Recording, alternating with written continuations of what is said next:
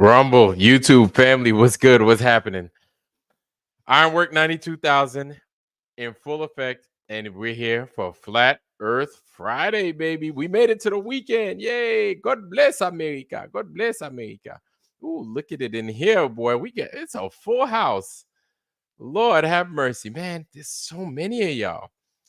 Jeez, all one of you. Pardon me. Good evening, Shannon Emerson. Nate X and Shannon Emerson, and together we're like the triumvirate trio.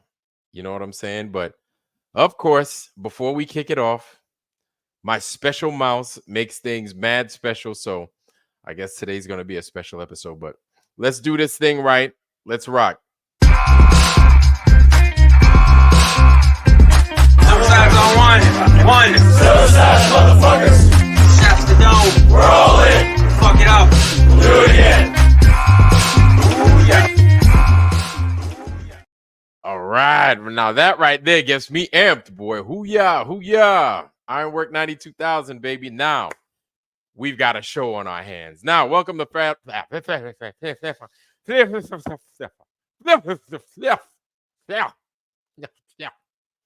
Welcome to Flat Earth Friday, where we talk about the Flat Earth today, right? We do the same thing on True Earth Tuesday, but Flat Earth Friday, this is where we do videos. This is where we do discussions and the like. And of course, a little bit of conspiracy theory. But one of the greatest conspiracy theories of all, the True Earth, Flat Earth Friday. That's why we here for Friday. True Earth Tuesday is obviously on Tuesday. Anyway, family, welcome. Glad to have you here. I got a little bit of sleep. Remember last night, or remember this morning? Or yeah, it was last night. Listen, I was up so late, it was early. That's how long I was up. I ain't even get no sleep. Actually, I'm lying. I got sleep. I got like 15 seconds of sleep. I was like this. And I jumped in my bed. I was like this. I went. And then I was up again, man, baby. I was like, time to make the donuts. What's good? And so, like, last night, I'd done Riku Swaran's show. If you haven't seen it, check out Riku Swaran and make sure you sub to the brother. He's a very good man with amazing content. A Finnish brother that lives down there in Mexico. Riku Swaran's channel. And then from there, I did a live last night. So I did double duty 2 times Thursday. You know what I'm saying? And yo, it's like sleep is one of those things that when you don't have it, you want to cry. You know what I'm saying? Like my eyes it felt like I had flash burns from welding. I don't know, like we were talking about it, I think on PJ Cruikshank's show a couple of days ago. And like flash burn when you weld without a welding mask, obviously. I've done that before, not even thinking about it, and nobody warned me. But the warning came with the flash burn. And basically what it is it's like you get the after effects of welding a bead. That intense light actually burns itself into your retina. It's weird. It's strange. And I think it's into your retina. Don't quote me on that. But it fucks with your eyes and it hurts like a mug. And it felt like somebody threw hot sand in my eyes, man. I went to sleep. I woke up with tears in my eyes. I wasn't even sad. Tears in my eyes because it was so much pain. That's how lack of sleep feels like. You know what I'm saying? Without sleep. Man, you know, for all the technology that we supposedly have, they don't have nothing that you could just pay for, like a pill or something like that to like make it feel like you had 8 to 9 hours of sleep. All you have to do is take the pill and sleep for like 15 minutes. And then you wake up and you're like, damn, that was the best sleep I ever had in my life. They don't have nothing like that, at least not that I know of. They need to come up with something like that. But I bet you, when they do, it'll do something that it'll destroy your liver. It'll turn your dick into a fish or something like that. Some nonsense. Always some ridiculous after effect. They show a big ass hot air, fucking a Zeppelin or some nonsense. Excuse me. I'm cussing already, man. Right out the gate. You know what I'm saying? They show a big ass fucking hot air balloon and shit. They're like, yo, take Sleep for All. Sleep for All helps you sleep, make you feel like you had 15 hours of sleep after 20 minutes of taking the pill. Sleep for All side effects are known to have your feet fall off, your eyes turn into fucking marbles, Your arms turn into fucking pincers from a damn crab. Ridiculous. All kinds of dumb shit. Like your ass might fall off. Freaking your dick turns into a pair of scissors or something like that. Some nonsense. Just always all these ridiculous ass. You can even die. And you're like, oh my Lord, have mercy. And then people still go out and buy the motherfucker. It's ridiculous. You know what I'm saying? So it's just it's amazing anytime you see these pills, man, and then they come up with some new shit. They're like, "Hey, man, we got some pills, man, that'll make your hair grow back, look like a chia pet." And it's like, "Oh, that's perfect for me, man. I got chia pet hair anyway." And then they're like, "Yeah, but you might go blind after like using it for like a month." And it's like, "God damn, I'm gonna get a haircut, and I don't even know if the motherfucker zeked my head or nothing like that. I'll be blind, but I'll have hair again. It's not even fucking worth it." These guys put these drugs out there and stuff. These big farmers put all these chemicals and shit out there. It's just ridiculous, man. It's just totally ridiculous. Anyway, family, we're here for Flat Earth Friday, not freaking sleep pills or sleep aids or anything else like that, because I ended up getting my sleep anyway. And we had a lot to discuss. Yesterday, we like I said, we had our brother Riku Sworan that went ahead and he did us some justice, man. He had me on there, he interviewed with me, and we did a pretty bang up job. And I got introduced to the Finnish community. And apparently the Finns are out there looking for just as much truth as we are, right? We're not exclusive to what's going on out there in the truth community. And I find that to be a wonderful, wonderful thing. Amazing, absolutely amazing. Even still, y'all, we got quite a lineup for y'all. A couple of videos I wanted to touch on and kind of get your opinion on them. One of which I kind of spoke on yesterday. And I feel that not enough flat earthers have been watching, but this is something I want to bring to your attention and watch, right? And not only should you watch this, but I think you should also subscribe to the guy's channel and then watch it and watch it again. Because what do we have coming up in December? Everybody knows the final observation, or what everybody's calling the final experiment, which is going to wind up turning into a movie, right? We have our opinions as to what it is. Having our opinions is fine, but then understanding what the potential facts of this experiment or this observation could be is paramount. So, without further ado, or a don't, I wanted to bring this to your attention. Where we at?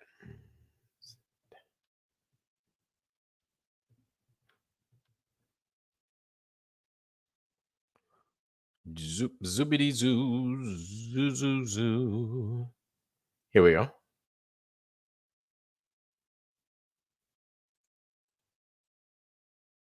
Lord have mercy. Okay. So here we go. We have Zetetic Warrior, our brother Z, and our brother Nachakita. He's on Nachakita's channel, and these guys are discussing. Let me present it to y'all. Sit there bumping my gums. Y'all see it right there. And this is what I'd been talking about. And I was one of the people in the flat earth camp saying that I believe that it is a 24-hour sun, and I was going based off of the model, not off of what anybody said strictly. But could I be mistaken? Totally. So let's get into this video and let's talk about it. Here we go. Namaste, everybody. Welcome back. And today we have Z with us. And today we're going to be talking about the 24-hour sun in Antarctica that has been known for nearly 120 years. So how are you today, Z? Pretty good, Notch. Glad to be here. Much love, everybody. And looking forward to a good stream, dude. And like you said, 120 years. And not just that the sun, the 24-hour sun in Antarctica was known for 120 years, but it was known and admitted by flat earthers for 120 years. So I can't wait to get into this one, man. This is going to be a good one. Yeah, that's I mean, like, if we some people might ask, like, if we'd known about it, if the flat earthers had known about it for 120 years, Where were those flat earthers? Right? We're presented with the prominent YouTube personality flat earthers, the gatekeepers. We can rattle off a bunch of names. And I think there's a tendency for people to have the mindset that these people are like the progenitors of this information. Especially the way many of them carry themselves, the arrogance and hubris that we see in their behavior. There could be a mindset that like this is their information. But what I'm increasingly now reminding myself is that this isn't theirs. Yeah, there may have been a few people that jumped on the YouTube thing early on, but the information that shows that we live on a level topographical plane has been known to groups of people 150, 175 years, and probably further, probably forever. But when we talk about what the flat earth community is, it goes back to the mid 1800s. And I think many people forget that. And, so I was reminded of that. And I was thinking about it yesterday. So I said, let me look into the old literature. Let me look into what flat earthers were saying over 100 years ago and just kind of remind myself that it's not about these people. It's not about Jaron or Weiss or Sargent or Dubé or any of these people. There's nothing new under the sun. They didn't create this. This isn't their movement. This isn't their information. They just got a hold of it at a certain point and decided to bring it here online. So I was browsing through some of the old information, and I came across some very interesting little tidbits that I know we're going to get into shortly. And I can't wait to share it because this is going to be an eye opener to so many people. Because here's the deal, Notch. This final experiment, this same conversation that you and I have been having for months now regarding this whole debacle was already had 120 years ago. And the parallels are amazingly similar between the rhetoric on both sides. So this argument happened 120 years ago. So I hope everybody's paying attention. And that's a dumb question. I think everybody, or that's a dumb statement. I think everybody is absolutely paying attention. Now, listen, and I think even though he's saying this and he's bringing this up and he's going to read a few things, is Z, we have to pay attention that even though we're after the truth, there are some missteps that I know I've made. I don't know about y'all. I know that I myself have made, right? They'd come to a point to where I thought I knew what the answer was. And I was sure that a particular model that we had was the model, right? And so does the model need revisiting? Possibly. Do we know because these guys haven't done the final observation yet? It's debatable, but it doesn't matter. Will that time come? Ultimately, we're assuming it will be here at some point, right? And somebody's going to be right and somebody's going to be wrong. Now, it just so happens that many of us as flat earthers, and I'm not saying all of us, because you have those out there that don't believe that we will not have a 24-hour sun. Some people believe that we will in fact have a 24-hour sun, and based off of their research, i.e., flat Earth, not flat Earth, but Jake the Asshole, I think Q and Fee and them, based off of their research, they found that there is in fact something similar to a 24-hour sun. Please don't misquote me on that. Or I'm not trying to misquote them, but rather I'm paraphrasing off of what they've said, right? And these guys, they see something totally different. Uh, and I'm not saying that their research isn't sound. Rather, I've spoken about what they've found, and I was amazed at it. And this is something that I'd mentioned a few weeks ago. And part of what I mentioned a few weeks ago, I also mentioned a little bit of Eric Dubéism. that that looked very strange that Jake the asshole had presented, and I thought it was pretty strange and funny at the same time. But whatever, that's neither here nor there. But yeah, these are one of those things, man. Like when you're wrong, if you're wrong, like it stings, it stings, it stings. But if we are wrong, say we are wrong, then what? Well, it's to the drawing board and trying to figure a couple of things. We have to check ourselves, right? And we have to look at everything that we thought was the truth. And we have to look, am I just saying that because I know and truly understand, or am I saying that because I'm following somebody else's words? I looked at the model. The model looked sound to me, and I thought I did all my due diligence and my research, but it was if I'm wrong, I'm sounding as if I'm wrong or we're wrong already in the community. We don't know. Doesn't despite what the Zetetic astronomy book says, right? Earth, not a globe. We don't know until we see. And then if it turns out that we're wrong, hey, mea culpa, definitely from me, mea culpa. And then we go to the drawing board and then we try to figure out what the hell this place is that we're living on. Because I tell you what, the model that we had looked totally sound. It looked totally complete. It looked like it was the truth, right? But if that's not the case, that's fine. Life goes on. This world is just a lot stranger than we thought originally. Let me stop flapping my gums. And before I go into back into the video, let me say what's up to some people. Nate X, what's going on, homie? It's good to see you, man. Sean Alki, Alki Seltzer to the rescue. What's going on, man? It's good to see you, man. Undoctrinated, man. Always a pleasure, bro. Of course, Shannon Emerson, you holding it down. Thank you, sis. Thank you. Much appreciated. Nate X, I said hi. I said hi, of course. Yes, yes. Yes. And Rum Ham Solo. I haven't seen you in a while. All right. You got your orange juice out. I don't know what that means. But maybe it's where you're at, it's morning time. Okay. I got you. I think I got you.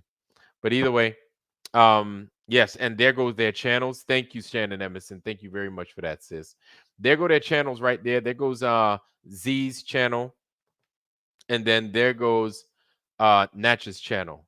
And these are two solid dudes, man. And really, they're not there about the ego. They have their own way of doing things and conducting business, and I dig it. And I think it's totally solid. And hey, they're just looking for the truth. And if we get caught in the mire of what the truth is, and we've been putting out wrong, or rather, I've been putting out wrong information, I want to be one of the first people to come out and apologize, number one, say that I was wrong, number two, and see how I can fix it so that shit doesn't fucking happen again, number three. Because here's the thing, in pursuit of the truth, it's going to be mistakes will happen. Now, I'm not using that as an excuse or a crutch as to me potentially fouling this up, right? Being the one of the many. I'm not concerned about them. I'm concerned about this channel, this family, right? Because I want to give you quality information. It's difficult when something is wrong that has been I guess you could say perpetuated. Is that the right word? Put out there as being solid fact, right? And because of that, we can lose credibility. We lose a lot of credibility. And of course, we understand this isn't solid information because we're still trying to figure out what this place is, but we really don't have much leeway. Even though we may think we're coming into the truth that everything we get could be debatable unless we could prove it, until we could prove it. But still, I don't think we have much leeway for mistakes. And so, like, I take things like this, I take the truth absolutely. It's sacred, and it should be sacred to all of us, whether we mean to make a mistake or not. Mistakes, they cost a lot, and they could take up time. And what is the time? What is the penalty for time taken up in this instance? Is that we have to almost re-explain to a bunch of people that could potentially be on the fence, right? Think about it. We could probably have a lot of people that are on the fence that are sitting there talking about, I don't know if it's flat or not. And then once they see the flaw that we've made, thinking that the sun does one thing, meanwhile it does something totally else, and then us trying to explain ourselves, it's too late at that point. It doesn't matter how righteous we are in our endeavor. The optics alone is what's going to sink us, right? So we have to, I have to, for sure, right? I definitely have to, and I take full responsibility for the things that I say. Absolutely. And I don't say that lightly. I say that because, like I said, I want to bring quality information to you. So if that means I have to study a lot harder. I have to talk with other people. Um, and I definitely have to take my ego and put it in check. That's what the fuck needs to go down. You understand? Because the truth is all at the end of the day, that's all we got.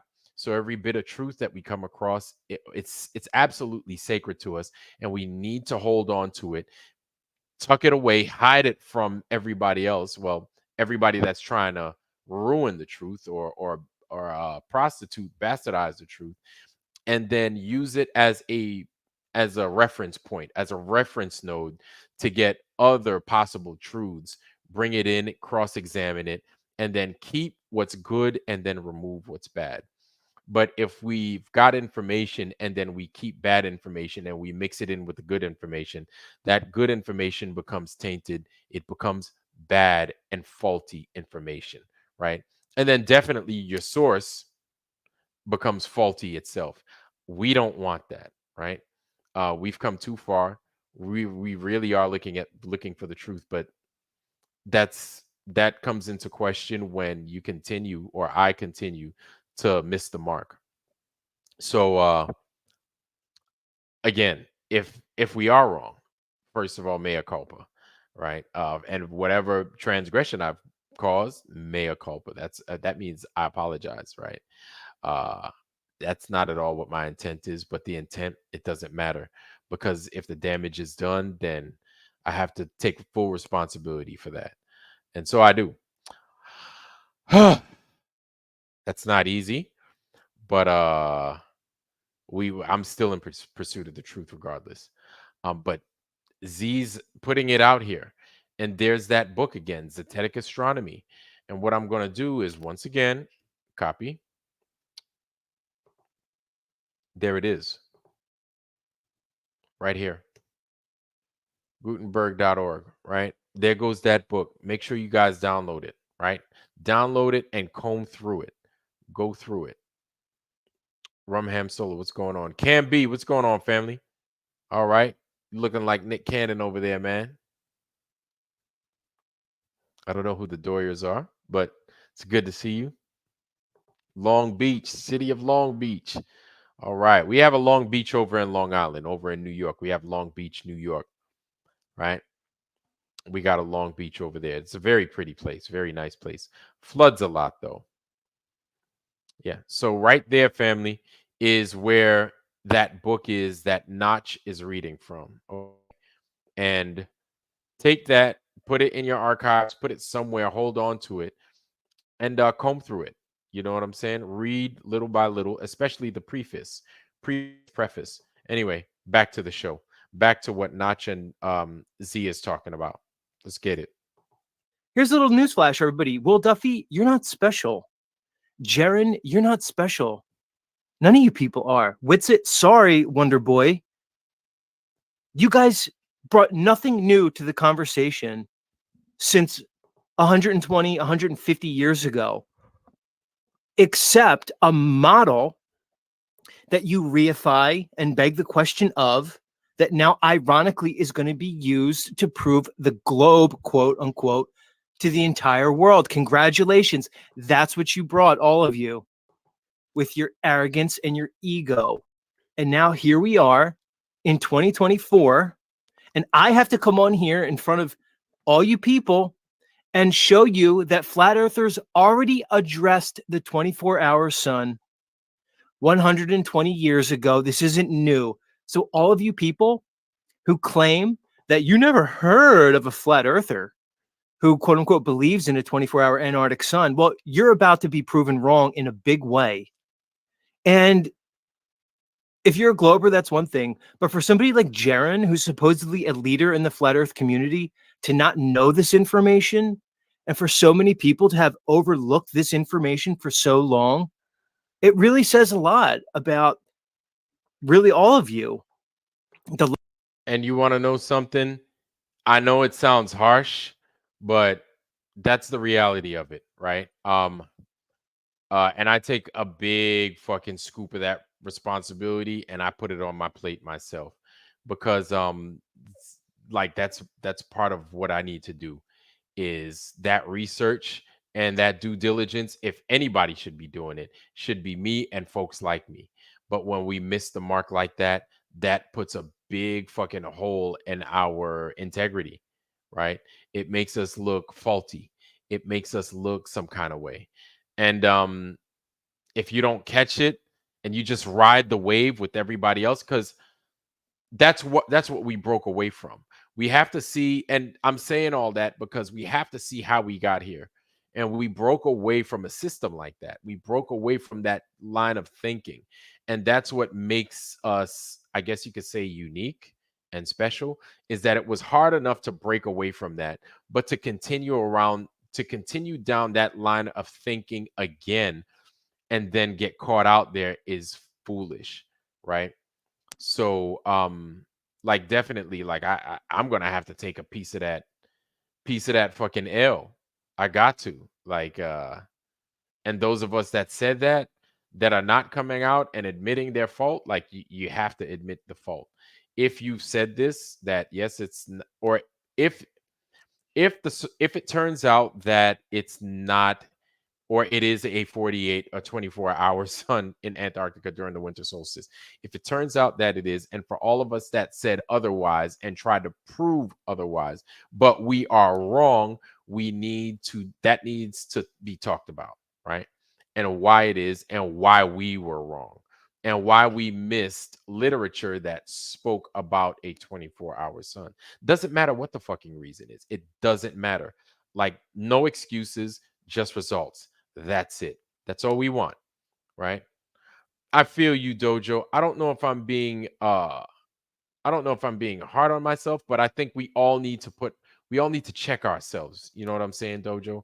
And we need to be honest, because my thing is that's what makes our community strong, and that's what makes us serious, and that's what sets us apart from everybody else, is the amount of what's that, where you check things, but the redundancy checks.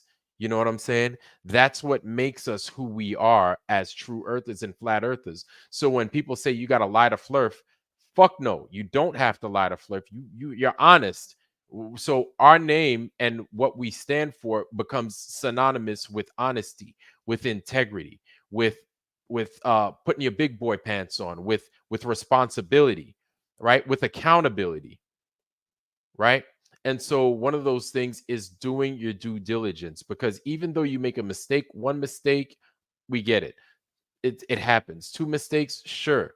But three, four, five mistakes, you become so faulty that people lose integrity based off of the fact of you seem irresponsible with how you handle information, right? And that you is me, obviously. And those that have fallen for this line of thinking that potentially the sun wouldn't be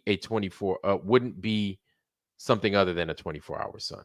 So I'm saying all that to say that if I am wrong, if it's proven that I'm wrong, like I got to take the L, right? And then we just need to check ourselves. I need to check myself, and I just need to check over everything that I seem to understand as what's going on in the sky. Now, as far as what this earth is doing, that shit ain't changing, right? But the big part of why it's important that we address this information as far as the sun doing what it does during the winter solstice in Antarctica is that we understand, if it's a mistake like that, the sky doesn't dictate what the earth that we walk on is doing. The layperson doesn't know that. They look in the sky and they compare what's in the sky to what's down here on the earth. That's the problem. So I don't want you to take away from it that, oh, well, it's, if that's their problem, that's their problem. No, because the public is not, maybe not, we're not trying to convince them necessarily, but we're demonstrating that, hey, yes, we are the real deal. We're the ones, we're the fact checkers. We're the good guys. We're the good fact checkers. We're not sitting there to try and promote any misinformation, but it looks misinformative when something like this comes up, when the majority of us say, hey, there is no 24-hour sun. It's not possible, because we're following a model that might be incorrect. Who knows? It could be incorrect for a number of reasons, but we're not, those number of reasons aren't what need to be expressed in this instance. We have to talk about how we missed this type of information, because you can hear Natch and you can hear Z talking about how, Natch, what's going on, bro? I was just talking bad about you. Alan Nostrom, what's happening, bro? It's good to see you, family. Professor Harvester, what's happening? So Natch and Z they're in there and they're discussing the flaw, right? The flaw at large. And these guys have a pretty big channel. But if they had a bigger channel, it would reach a bigger and a broader audience, which the flat earth community, the true earth community, the gatekeepers, and everybody else saying that it's not possible for a sun to be down there in that region for 24 hours. Meanwhile, we missed the mark by by not reading the preface. Like, that speaks volumes, just like Z said, and Natch followed up with. So I know I'm talking a lot. I know I'm being a little bit long-winded, but my thing is to stress the importance of why it is we need to kind of like take a round turn on ourselves. I definitely need to do it on myself, right?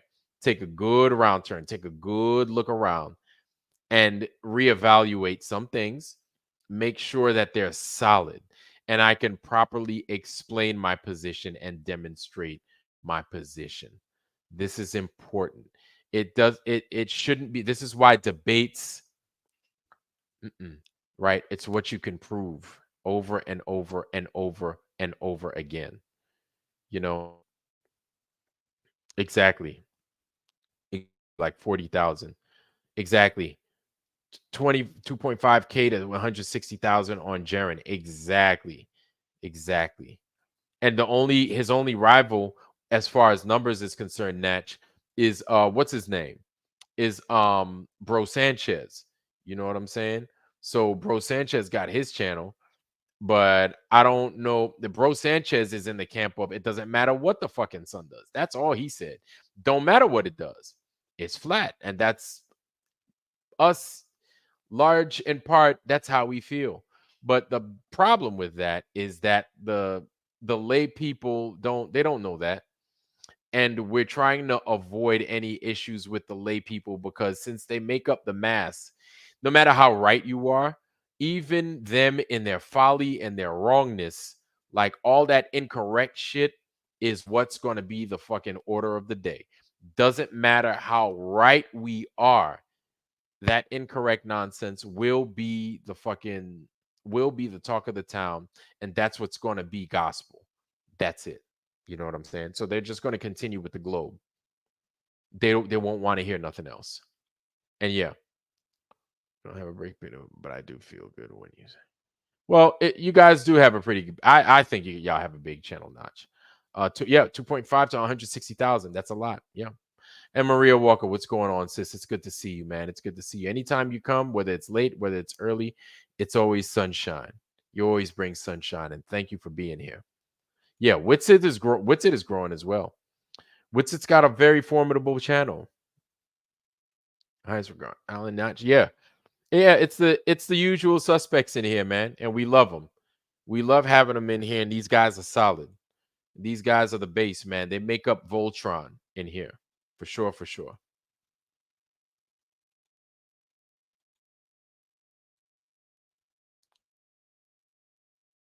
Ellen Nostrin. Okay. What about Natch sometimes? Okay. Well, Natch is here, man. Natch be holding it down. And actually,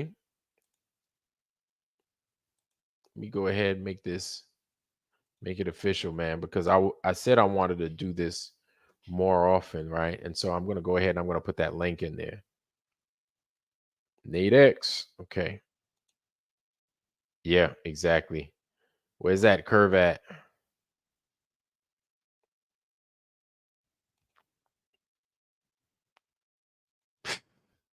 Yeah, Alan is cool, man. And yeah, Natch is cool too, man. Natch provides us Natch is one of those guys that he has a real big channel and he all comers, man. All comers, and I love that. And it's tough. All right. Who we got in here? Welcome, my man Natch. What's going on, bro? Hey, how's it going? It's good to see you, Natch, man. It's good to see you tonight. Everybody, Nachikita. Yeah, man. Peace. Yeah. How you doing? Oh, well, I'm a little bit fatigued. Last night I did two shows. I did the one with Riku, and then I did basically like an after hours joint on my channel. And then I just miscalculated the time. I look outside and then the sun is coming up, and then I'm like, oh, I gotta be up in like 48 seconds. I get like a Mm. drop of sleep. I'm up again. And yeah, I'm running on fumes basically, but it's good. It's good information, it's good people. And so we just rock with it. We go with what we got. How about you, man? I'm doing all right. I just, getting ready to go to bed. I won't be up here too long, but I thought I'd just drop by and say hello and, and see what's up. So tomorrow, Z and I will go on at 1 in the afternoon. I don't know where you are at. What's your time zone, Vlad? I'm Eastern Oh, you're Eastern Eastern. Yeah, time yeah. zone. So Yeah. 2 So 2 me and p.m. your Natch, time. or not Natch, but me and Z, we're around Yeah. the same. Yeah, we're the same time. Cool, sweet. Yeah. So Mhm. we have Antarctica to talk about, obviously, and some, gravy, some people say, right? So yeah. Mm-hmm. Mm, mm. Sorry, I was drinking something. I didn't want to be on camera drinking it. You know what I'm saying? It's all So good. So yeah, we have the Antarctica, but I'm glad that at least you and Z tackled that topic that we're talking about, because we're like a month and a half away, roughly, and Yeah. it looks like they're gonna follow through with it. And Yeah. what I think a lot of people need to realize are the people that that are supposed to be in attendance, right? Of course, we have the globe earth people, we have the flat earth people, but then you have those with a super big voice, the Neil deGrasse Tysons. I think Bill Nye the Science Guy or Captain Kirk is supposed to be over there as well. Potentially Candace Owens could possibly make an appearance there. So I thought you it was have her producer or whatever. I don't think she's gonna go, but it's her producer or director, I think is being sent, right? Yeah. So these guys, they're not going to do the type of research that we do where it's like it doesn't matter. They're not doing the laser tests and everything else. They don't know about those things. They're not committed like we are. So with based off of these results that they get and hearing how many, not all of you or all of us, but how we've argued in the community about how it can't be a 24-hour sun, they're going to take that information and that's what they're going to go with. And we're Yep. gonna look crazy if it is a 24-hour sun. Well, I mean, that's been probably the plan all along, and like the ideal is like again, like I think Z and I have very much the same position that the 24-hour sun has been known and is part of the system that we're living in, and they've known about it and that okay, even if it was faked, it doesn't matter. Like, people, if they observe the 24-hour sun, they observe the 24-hour sun. How they gone about it, that becomes like beyond my pay grade, whatever. But like the whole idea that we would be kind of like, a little bit naive to think that they didn't have things kind of laid out ahead of time, right? And then maybe some of these people were given a little bit of a heads up before everybody else, so they feel quite confident. about their position, right? And so like a lot of the globe earthers, they're like, oh, I'm going to bet my channel and I will become a flat earther, if we don't see the 24-hour sun, et cetera, et cetera. So and then they're kind of pushing the envelope on the flat earthers who are going like, are you willing to sacrifice your channel and then completely do a flip? Because I'm willing to, as a globe earther, I'm willing to do a flip and become a flat earther and become a flat earth proponent. And just like Will Duffy has been saying as well, if I don't see the 24-hour sun, then I'm going to advocate for the flat earth. But these people are saying that knowing that there's nothing to risk, right? Right. In their mind. Yeah, totally. Yeah. So then, Yeah. with knowing that, how have you? I'm not even going to say bolstered, but how have you prepared for what these results? How have you prepared, or how have you? Because I can give you an answer because I see what it is, how you guys flow with your channels. So how are you preparing for what the results will be of if they follow through with this experiment or observation? I mean, like, just accepting of the fact that that is the likely case, and then understanding that, things are always kind of happening, by some kind of a plan. There's an end result that they want to ultimately do. And what is that end result? That end result is keeping the status quo. Keeping the status quo is keeping people asleep to the fact that they're, actually living on a topographically level Earth plane that we're living on. So, like, it's a big game, right? It's a very big conspiracy. And so, what is the likely scenario? Like, are they here to like actually reveal the truth to the whole population, or are they likely to just keep it like under wraps, like they have been doing for a very long time, and they spent a lot of money already to do it? So, what is the likely scenario? So these are all probabilities that we have to work with, and knowing how one thinks that is going to be panning out, then you are emotionally and psychologically prepared for that particular outcome. Of course, we would like to be pleasantly surprised that there is no 24-hour sun, and then all of a sudden this whole flat Earth cosmology thing breaks wide open, starting with the TFE. That would be the most ideal situation. But what is the chance of something like that happening?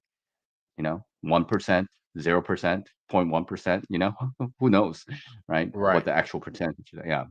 So Right. if I were to bet, I'm going to be going for the 24-hour sun, and then it's all been a setup, and then these people are being, used like, um, patsies, like I don't want to use the word like useful idiots, but like, I mean, it's like their face and names are going to be out there for everybody, the globe earthers Yeah. and flat earthers, and it's going to be plastered on the Netflix titles, like starring Jaren and Whitsid and Lisbeth and stuff like this, you know. Yeah. So, Jesus Lord, I imagined it. I didn't want to verbalize it. Now that you said it, I'm like, oh my gosh. Oh Yeah. well, I'll take all credit for that. So Yeah. what It's I your what I fault that say they to did it, Natch. yeah, yeah. Don't blame Vlad over here. It's all me. It's Natch all is the me. one that said it, y'all. Yeah. Yeah, Oh, man. hey, Leo is over here. How does a 24-hour sun work on a physically impossible globe Earth? I don't know. Good question. Leo, welcome, man. Welcome. It's good to see you. Actually, there we go. There we go. Leo, man, that would be amazing if you just came on even for 10 minutes. Nobody's ever seen Leo fucking live. I don't know if you're getting dressed for work, man, or if you're going to church because it's the Shabbat or what. I don't know what you're doing, man, but it's Saturday in the UK and it's around Probably 8 in the morning, it's 7 in the 8, morning, it's 6 a.m. Was 6 a.m., 6 5 a.m. a.m., Okay. almost 7 right now. Mm. So this is going to be interesting because you have the players on the globe side. You have the who is it? You have, the Dave McKeegans, and you have the Simon Dan of Yeah. you have those guys.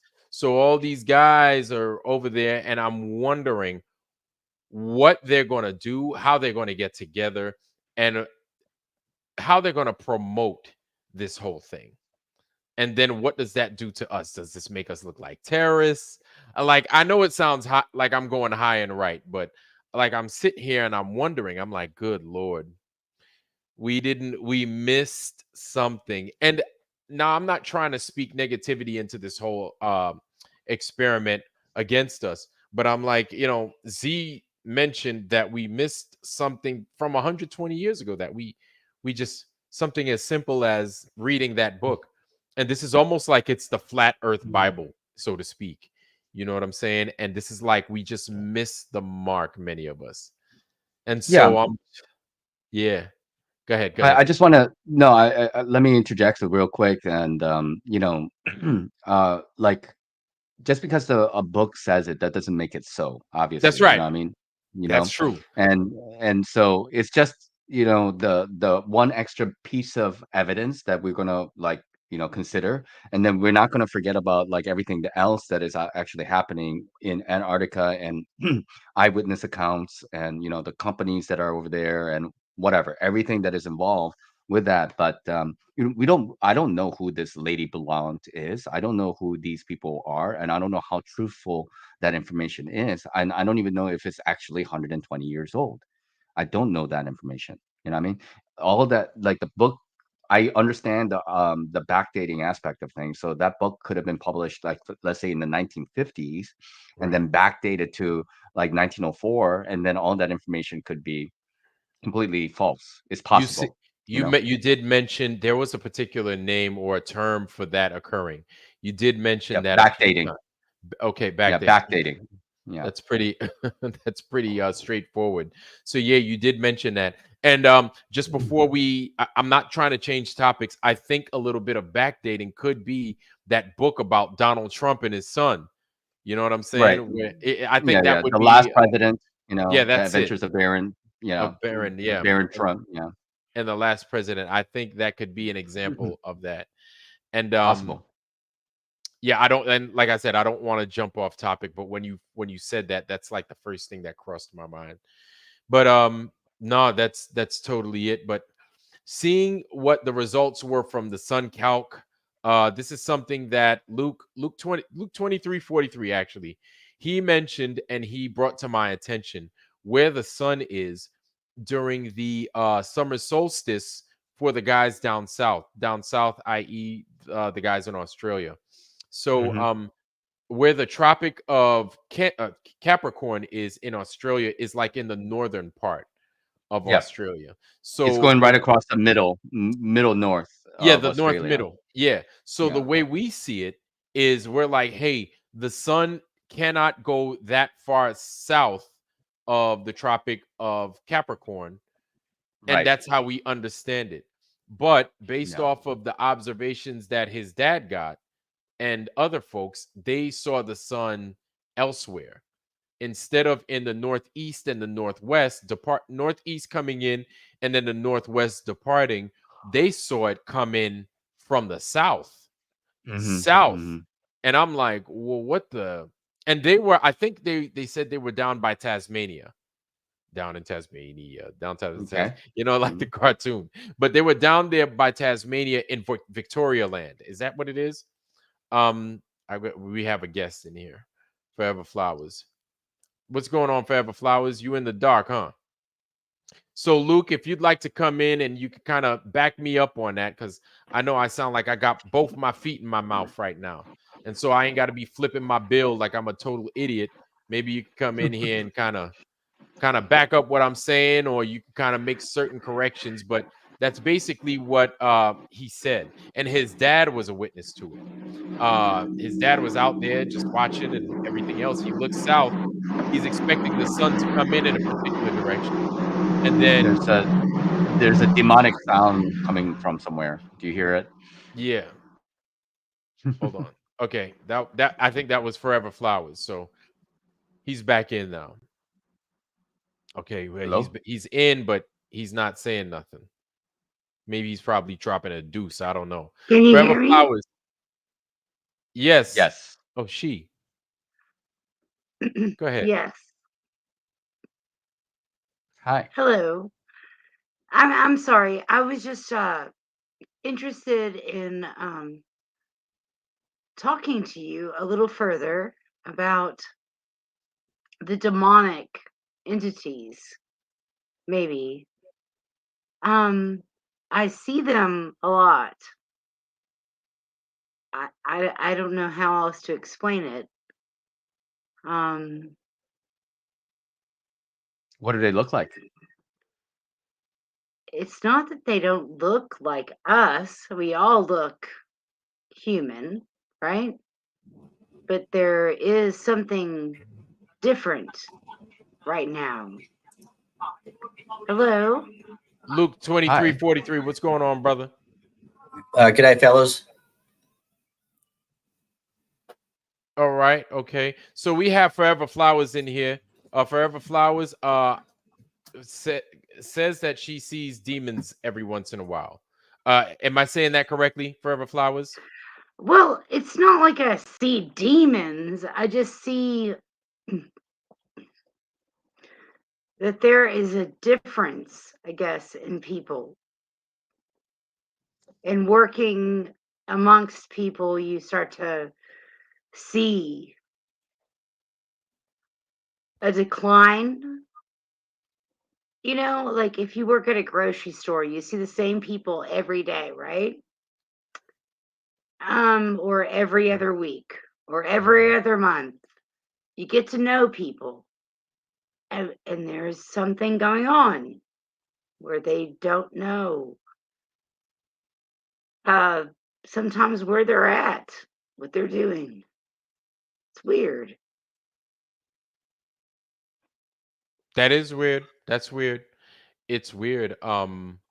Is there any particular reason as to why that's you're addressing this? Has this been recent? Is this something that you're starting to see, or is this something that you've always noticed your whole life and you're just voicing it now?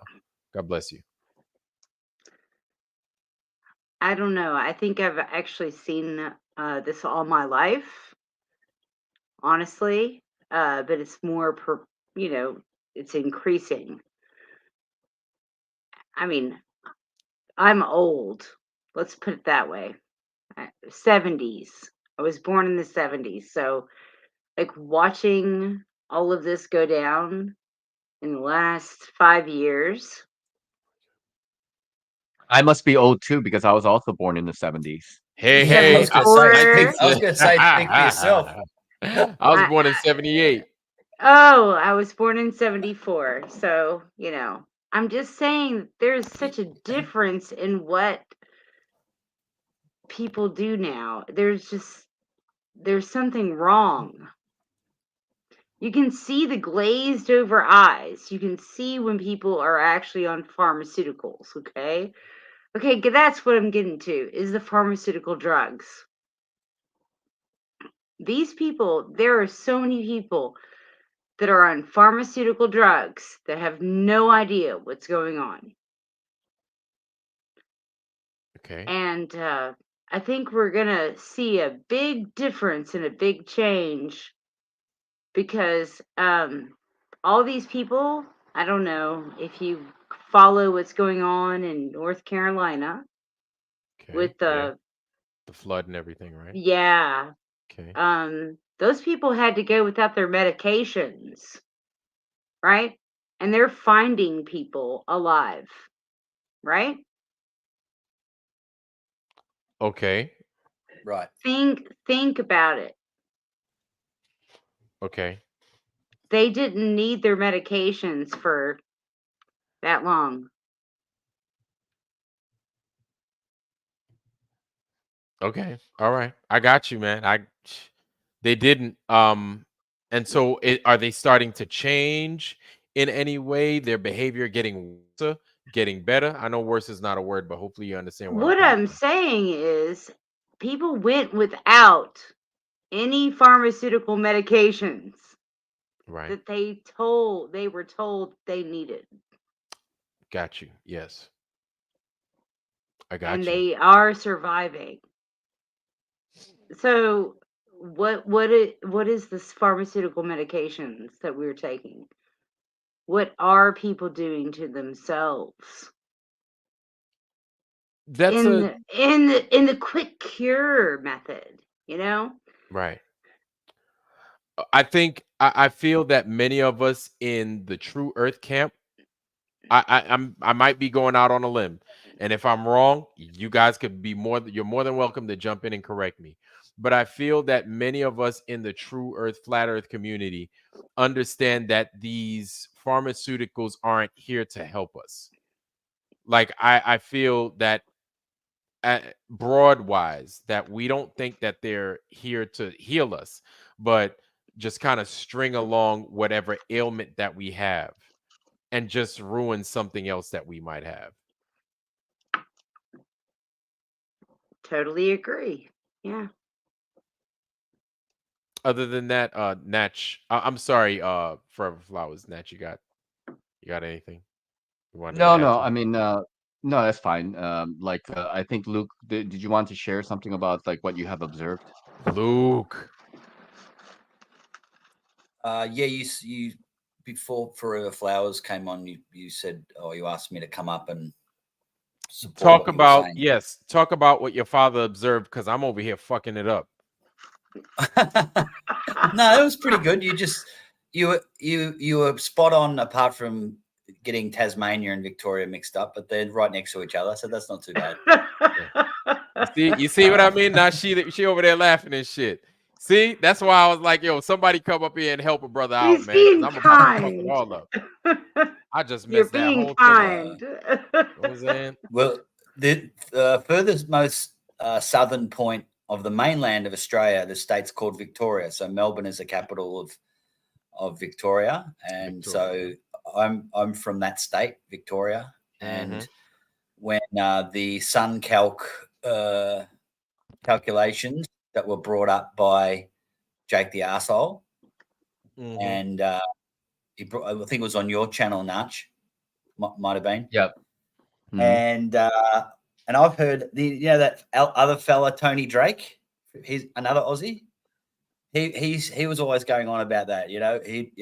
I'm down in the southwest part of Australia. Is that the I'll old tell guy? you- Yeah, he's from Western Australia. Okay. The sunset is to the south and it rises to the south. And I'm going, no way, Tony.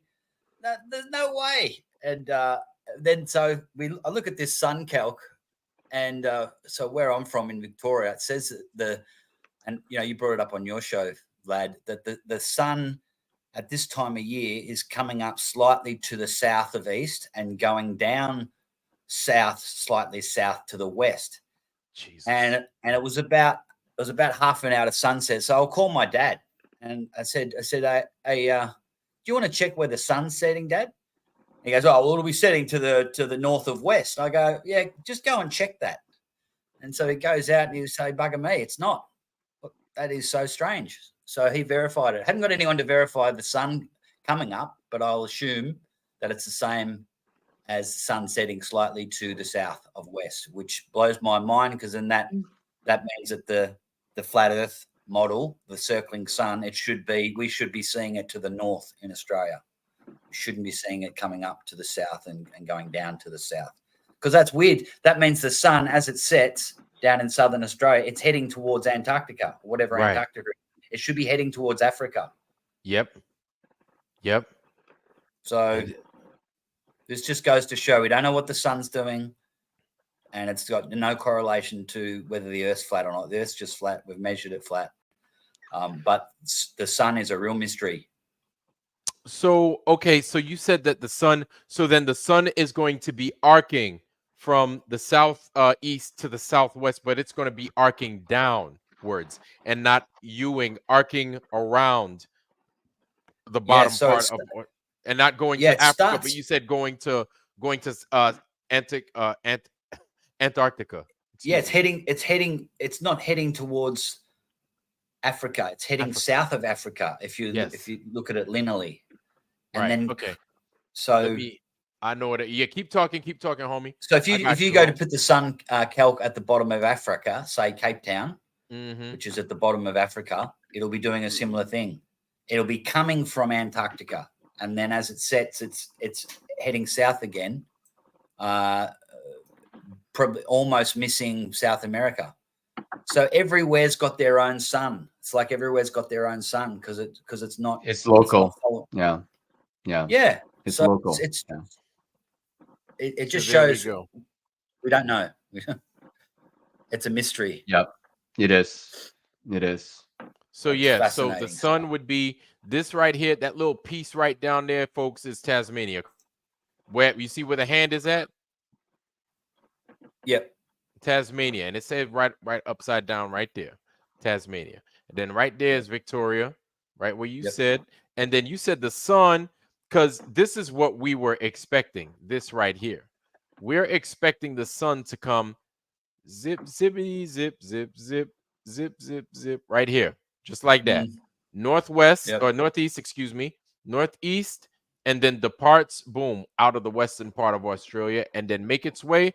And what Luke was talking about is this joker right here. Is just makes its way and it keeps going around towards Madagascar to Africa right here, boom, and then continue its circuit. But now what you're saying is that it don't do none of that. It does something totally different. It does this right here, whomp, zoom like that, and then it comes around and then it comes out the backside and comes back to Antarctica. Is what you're saying? What? Yeah, It's nuts. yeah. Crazy. And that's the hand. The hand is the sun right here. Exactly. That's what I said. What? And this does this also blows out of the water the globe model as well. Let's not forget that. So it's Yes. this shouldn't be happening on a globe either. Right. Okay, Yeah. guys, why is this all happening right now? Where all of it's being revealed right now. Good question. That's a good It's question. meant to be. Like, I mean, let's you know, like okay. Wait. How old are you all? One by one. How old? I'm Nachiketa over here. I am 46.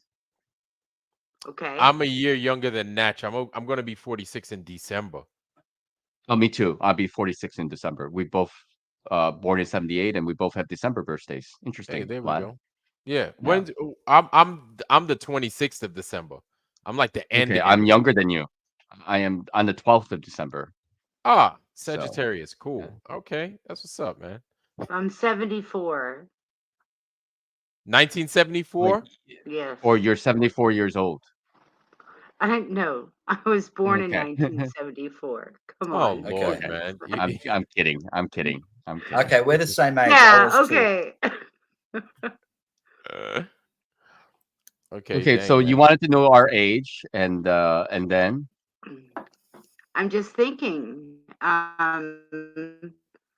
why is it now? Okay.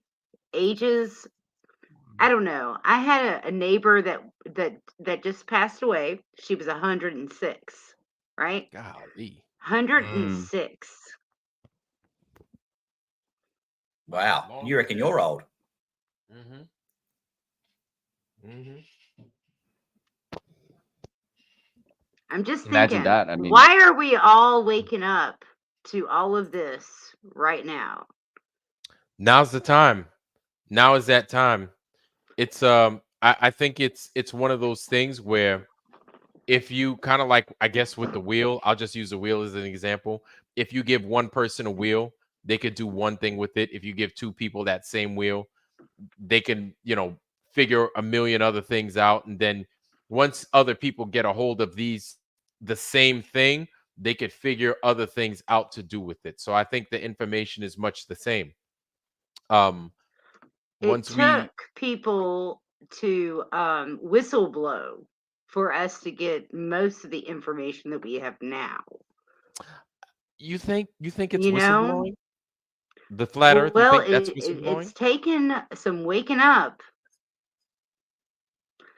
I think this Actually, the flat Earth is not hard to the prove. 106-year-old neighbor that I had, she actually told me that she was taught that the Earth was flat when she was growing up. She died just recently at 106. She was taught And we're talking rural Appalachia Hmm. school system. Now, Now, she I was devoted to that school system, right? Even though it hmm was taken over by uh, the government, hmm wasn't local anymore, wasn't like what she was used to. hmm But the whole thing was reading and writing, you know? That's right what they wanted to learn those kids. now. I think one thing that I notice, and I could be wrong, and you guys could jump in and correct me, Go but ahead. is that us in the states? I don't know about the rest of the world, but definitely know that us in the United States have a tend to have a very short memory, and I'm talking about in general, right? Just a few years ago, we had the Iraq War. Seem to have forgotten, just as a people, that I mean, even though we have news clippings and everything else, who's to say that as time progresses, they take bits of information, hold it, and reserve it for themselves, and just wipe the internet clean. You know what I'm saying? Of a lot of this information. And so I feel that systemically throughout time, they've done things like this. And that's a good point that you mentioned that she was taught, but none of us know about this. And they keep feeding us a bullshit narrative to where what was originally taught, like you won't know about it because people don't talk about it. And the books that they once had that spoke about it or that professed about it, they probably will take a lot of these books and they'll burn them. An example that I mentioned is when I was a kid, we have the public library by where my parents live, right in Long Island. And every single year, I swear to you, like clockwork, what these people would do, the library would do, is they were like, listen, you take a box, empty box. You bring it to us during the summertime. They were going through a purge. So every year, every summertime, they would go through a purge for like 3 days where they're like $1 and all these books that are here, you can take them home. If by the third day nobody's taking all these books home, we're trashing them or we're gonna put them in the incinerator. So then I would go and I'd bring a duffel bag. I'd bring two duffel bags actually, one on my back, one on my chest. Then I'd stuff that joker, give him $1, and then I'd come back and I'd be like, I'd give him $1. The security guard was like, "You good, bro? Go ahead, fill that joker up." Every year it was like this, and so I'm sure I would imagine that there are tons of libraries out there that do the same thing, like every year, maybe biannually, whatever their schedule is, right? Their purging schedule, but they purge these books. They don't keep or they don't maintain a lot of these books online, and you can see evidence of this when you go to Amazon, when you go to eBay. You've got all these like extraordinary books that you could get information from that you won't find on the internet. What do you find? $200 for a book. You're like, it's only 75 pages. Why is this book $200? But this is going on, right? And I would imagine that this is something that's been going on for a long time. So when you say that your neighbor was taught the flat earth, like, I don't find that hard to believe. We have another viewer in here. I forget her name. She's from Guyana. Her dad, he was brought up in the UK. He's 97 years old. He's still alive and he's still sane. And so he was taught in the UK that the earth was flat. And this was damn near 100 years ago he was taught this. You understand?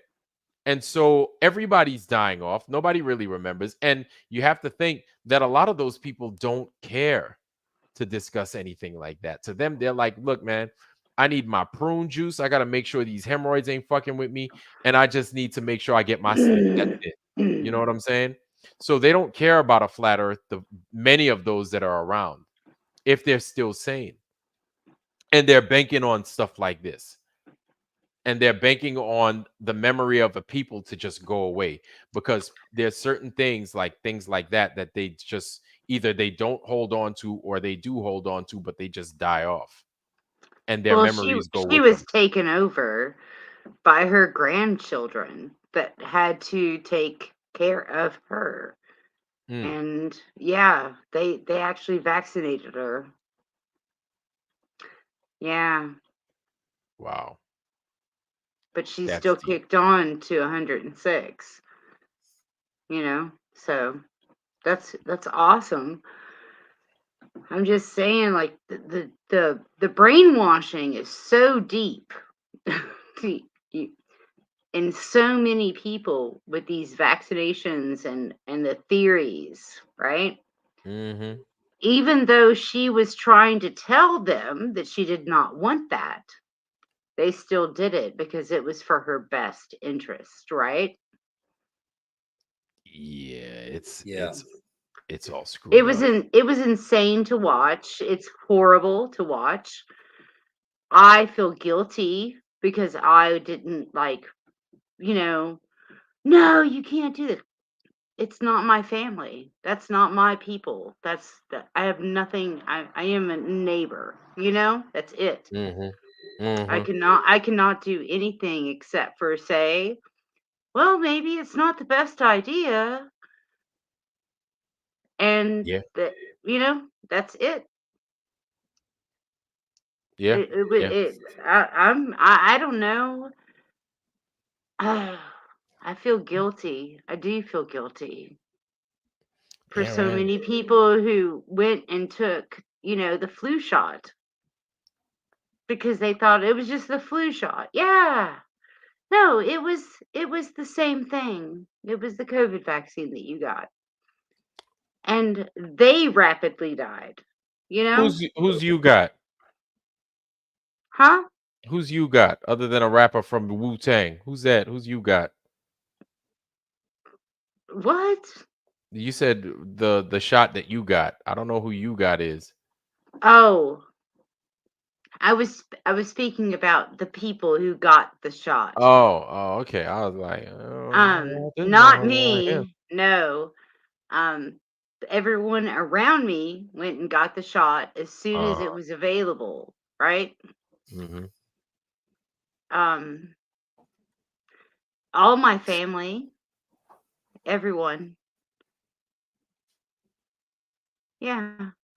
That's wild, man. That's crazy. What do you do Who, me? when you don't really have anyone around you that has not received the vaccine? What do you do? Eat lemons. Eat lemons. Take care of yourself. Do your best to profess the truth, but like, I don't know. The honestly, the best thing you can do is continue to work out. Like, do the small stuff that seems to work. Work out, drink clean water, eat vitamin C, eat lemons, eat garlic, right? Eat these things that can clean your blood, eat these things that can bolster your immune system. The Eat things that we meat. know of, swim in some salt water, get a cold bath, swim, lift Sauna. weights, a sauna, yeah, purge your system of these things. Make sure your bowel movements is bumping. You know what I'm saying? And what I mean by that, make sure you eating a good fibrous diet, right? You have enough fiber in your diet. Make sure you talk to your Yeah. physician and stuff. And then You you know, getting all that stuff. You got to get all that shit out your system, man. All that can stuff you needs to get out your system. Whether it's your butthole or whether you sweating, Yeah. it needs to come out. Real talk. So It you does. so like one of the things that I used to do, I remember when I was riding subs, right? We'd be underway for a long time, damn near 3 months at a clip, right? And while we were gone, we'd eat some of the craziest food. A lot of the food had all this sodium and everything else. And so you come out and everything you ate, everything you drank, all the people you were around, everything you smelt like like a gumbo of just badussy. You smelt like that. That's what you smelt like. You smelt like that. Your clothes smelt like that. Your computer smelt like that. If you smoke cigarettes, your cigarettes smelt like that. If you smoke Black and Miles, them shit smelt like that. Everything smelt like that submarine. You know what I'm saying? So you can only imagine you come out smelling funky as hell from that boat. Your insides must be like a zillion times worse. So Mm. one of the things I would do is for 2 weeks straight, I would eat 3 lemons a day, whole. I eat the whole thing like it was a goddamn apple. I'd eat lemons, I would eat limes, and I would drink a concoction of lime, lemon, cardamom, cinnamon, garlic. I would put that in a pot with water, I'd boil it, and I'd drink that shit like I was a fucking witch doctor. I know it sounds crazy and I know it sounds extreme, but these were the ways that I use that would purge my system. And I tell you what, in 2 weeks, it was like hitting a reset button. It always worked. Gums hurt like a motherfucker though, because you ain't supposed to be eating lemons like that apparently. But it didn't matter, man. I did, and it worked. It was totally effective. Somebody said a coffee enema, so I'm gonna get a cup of Starbucks and pour it up my ass. a big old Folgers pump with an enema. Stick that thing up my booty hole, man. But yeah, you have sometimes when it comes to those things, you have to take like it seems like you have to take extreme measures, right? When it comes to your health, you have to take extreme measures and you have to do what you know is right in order to keep yourself healthy and to get yourself there, you know? Hey, Vlad, I just Yes, want to sir. say I got to get going. I have a normal bedtime. It's getting past that. And I appreciate you having me up. We'll talk again soon. Don't worry, bro. And you're always welcome over at my channel once I have open panels and such. And good talking with you all. And nice meeting you. Forever Flower. I'm not sure if we ever spoke before, but you guys have a good rest of the night. Hello. You as well, Natch. Yay. Hey, See you thank you, later. brother. Thank you for dropping and blessing the channel, man. Thanks. Everybody, Natch Akita, make sure you sub to his content. Make sure you sub to this man. Thanks, Natch. Much appreciated, man. One love. All right. Thank Cheers. you. All right. All right, Bye. peace. Hey, can we Yeah, yeah. talk about artificial food dyes for a sec? Say what? What you talking about? Forever Flowers? What you talking about? Artificial food dyes. Forever Flowers, we are not talking about no artificial food dyes. Not yet, Forever Flowers. We still have to discuss the video, Forever Flowers. All right, Let's we'll go discuss there. the video first, and then we'll talk about those artificial food. So you talking about like red 38, yellow 5, or some shit like that? You talking about that? Yes, yes, I Okay. am. I Okay. want to talk about it. It's Okay. Well, important. I don't think I people understand. I got you. You're right. Maybe some folks don't understand. However, we are on schedule to finish this video between Natch and Z. So let's get back We on track, gonna do family. that. All right. That's right. We All sure right. is. Yes, ma'am. So let me get back to presenting that right there. And lights, camera, action, family. Level that you're operating on, the amount of effort that you're putting into this. I mean, Notch, side note, but Jaron Okay. is 2 months away from leaving on the most consequential trip of his lifetime. Rico? And I don't know, you think he'd be preparing? You think he'd be doing live streams with his guests, brainstorming on equipment needed, observations to be done down there, demonstrations? You think he would be working tirelessly to prepare for this trip? What is he doing? He's playing reefer roulette with 3 abject morons week after week, just sitting there like a dope with sunglasses on. This is a guy who's going to Antarctica in 2 months. So this has turned into the biggest clown show I've almost ever seen in my entire life for so many reasons. And I'm so glad, Notch, that I at least have you in this battle, because when the dust settles from this whole thing, people are going to understand what Nachiketa and I and others like us are doing right now in this time for the truth. And the rest of you posers, well, you're going to have to find your spot behind us after this is all done, because we're going to remember, and the flat earth community is going to remember this time. And again, this was known 120 years ago. Flat earthers were addressing this same issue. So, Notch, what does that do to Mr. Will Duffy's narrative, to Jaren's narrative, to anybody on their team who think that they're so special right now with this final experiment? Like, this was the big got you, supposedly, for everybody. So that I think is also kind of a gaslighting to me that a lot of us, especially here, feel that the final experiment is not genuine and it's a false dichotomy and it doesn't prove anything one way or another. It's true.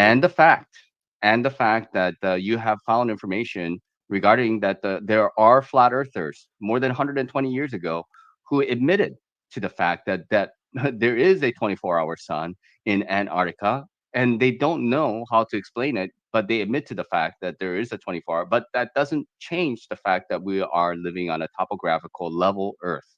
So I'll start with that, I suppose, right? Yeah, and as we get into it, we'll see their arguments, and it's a very simple argument that they make, and it's the same one that you and I and others like us have been making. It's the basic argument: the optics of the sky don't overrule the physics of the ground that we live on, Mm. the ground that we can test, the ground that can be measured, verified, substantiated. That ground. And to think otherwise, to me, is again completely fallacious, as I've been pointing out over and over and over. So, and I want to highlight this again. This idea that this flat Earth topic, it's not ours. It's not Chiquetta's. It's not mine. It's not anybody that you know here on YouTube, on the internet, on social media. No matter what they bring you, what it was, this was all said and done before. Now, most people haven't taken the time to go through the old literature from the 1800s and the early 1900s. And this is something that I spoke on, y'all. Um, and it's important to let me bring you guys into the fold over here. Oh boy, there we go. There we go. Lord have mercy. So it's important to recognize this, y'all, that yeah, like this is something that many of us fail to do. There is old literature out there. However, at the same time, what I just mentioned, that still stands true. They're getting rid of a lot of these books. And if they hadn't burnt them, they might be sitting in your mom and pop's basement or your grandmother's basement or the basement of, I don't know, pick a place. A place that's McDonald's right now at one time was, probably B. Dalton's bookstore or Barnes and Nobles or something like that, an old Barnes and Nobles. There was I'll let y'all know, one of my homegirls back in the day, right? Right as I was retiring, she lives in Indiana, and she had purchased a house out in Indiana, and I went and I kicked it with her as I was retiring. I was driving cross country, and I went and I stayed with her. I kicked it with her, and so at the basement of her house was a closed down bookstore. I went down there. I saw the books down there. You had shit from the early 1800s, easy. And the thing is, a lot of these books had been damaged by flood and stuff like that. And it was crazy. And she was like, yeah, and me, I wasn't even thinking about it. There were a couple of books that she actually gave me, and I still have them. One of them is a submarine book. It's pretty cool. And but the rest of them, some of it was flood damaged books and everything else like that, but old ass books. So you can only imagine, this is me as a flat earther coming to tell you about this. Imagine the other amounts of places that we don't have access to, we don't even know exist, that they contain a treasure trove of all of these publications and everything else like that. You know what I'm saying? So a lot of this stuff is going to go tits up to history. Nobody's going to find it. Nobody's going to care. Hell, there's a group of people, they don't even write no more. You see this? I have a pen. There are people that don't have pens in their house. They don't actually perform the motions to write. They don't write. They're like, what do I need a notebook for? I have a laptop for that. People are losing just the art of writing, right? Writing shit down. So if you're not writing, there's a chance you're not reading a book either. There's a good chance. I'm not saying that this is gospel or anything like that, but there is a good chance that you will not have a hardback copy of some publication to do this, to sit on the fucking toilet bowl and do this, to go eat your cereal, eat your food at night, and then sit there and leaf through the book and read. People don't do that shit no more. And these are things that we've taken for granted. And now, because we've taken these things for granted, because we've relied so heavily on a lot of these electronics and shit, it's biting us in the ass. And it's going to be gone. We're relying on the Kindles and the things like that, these electronic EPUB books, ebook, audio book. Those books, because we decide we want to rely on those things and use those as our crutch to get information from, the books are gone. The books are gone. And what sucks is this, and I'm not trying to deviate from the topic at hand, right?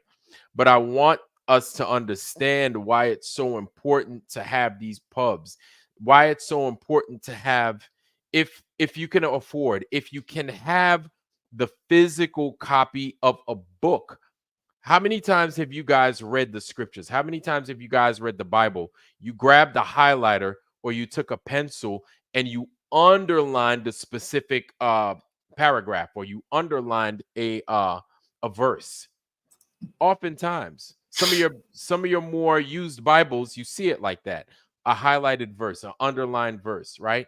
And then some writing off to the side just to help you better understand that, or you put something inside that leaf of the book just so you can return to it and do further study on it. You lose that. You lose these things when you get rid of reading actual physical hard copy books, right?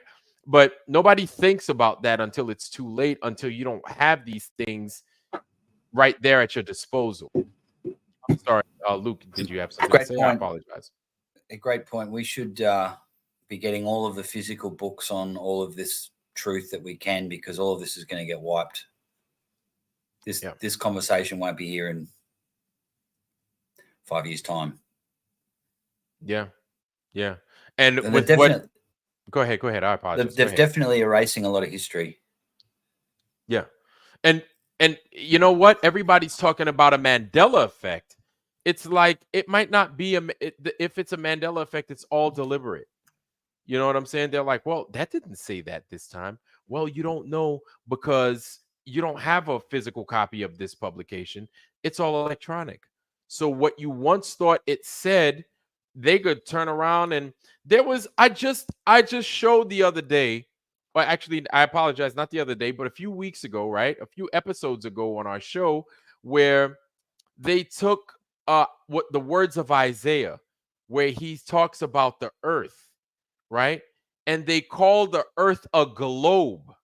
It's called like Bible Hub or something like that.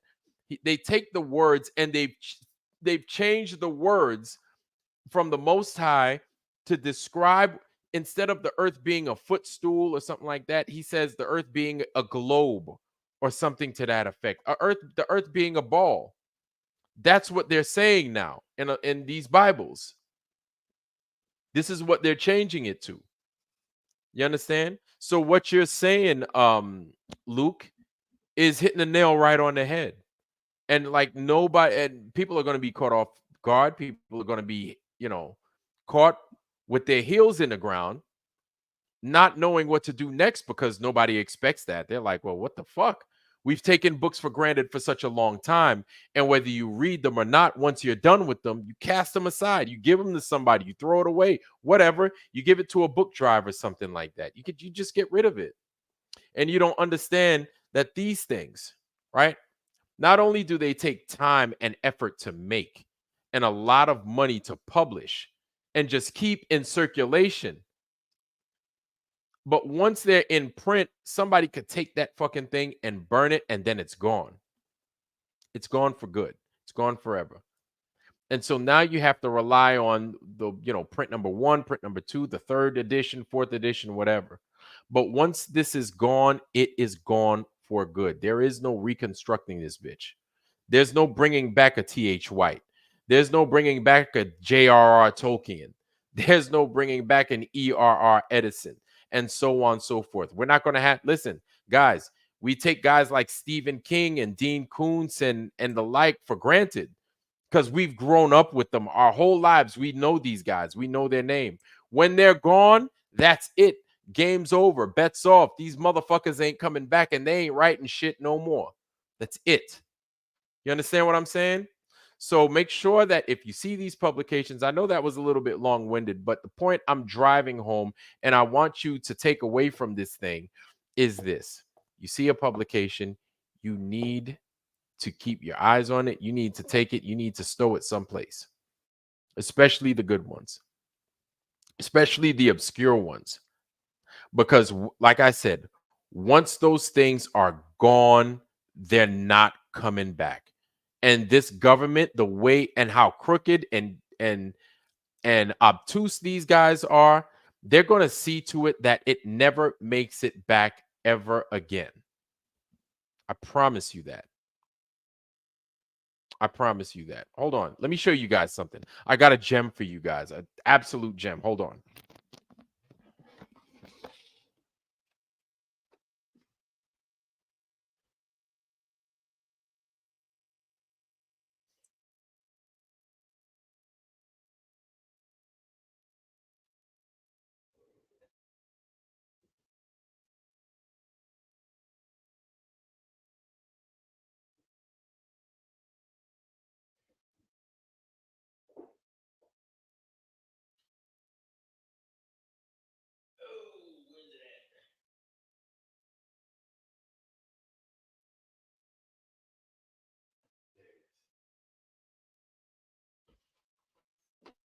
All right.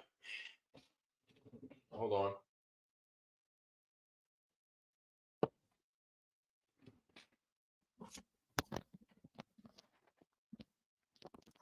All right, baby. I am back in full effect. So I was at my local thrift shop back when I was enlisted in the military. And 26, we will not have class this day, June 9th, 26. Okay. So this book right here, I don't know if you could see that. I don't know if the light is too bright, but that's what it's called. 4 Planes of Healing. I got this book from a thrift shop back when I lived in Whidbey Island on Washington. This book was written in 1938.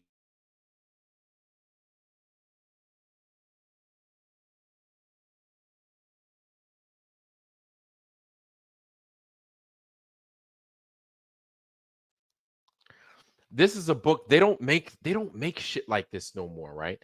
They might have a bastardized version of something or something like that.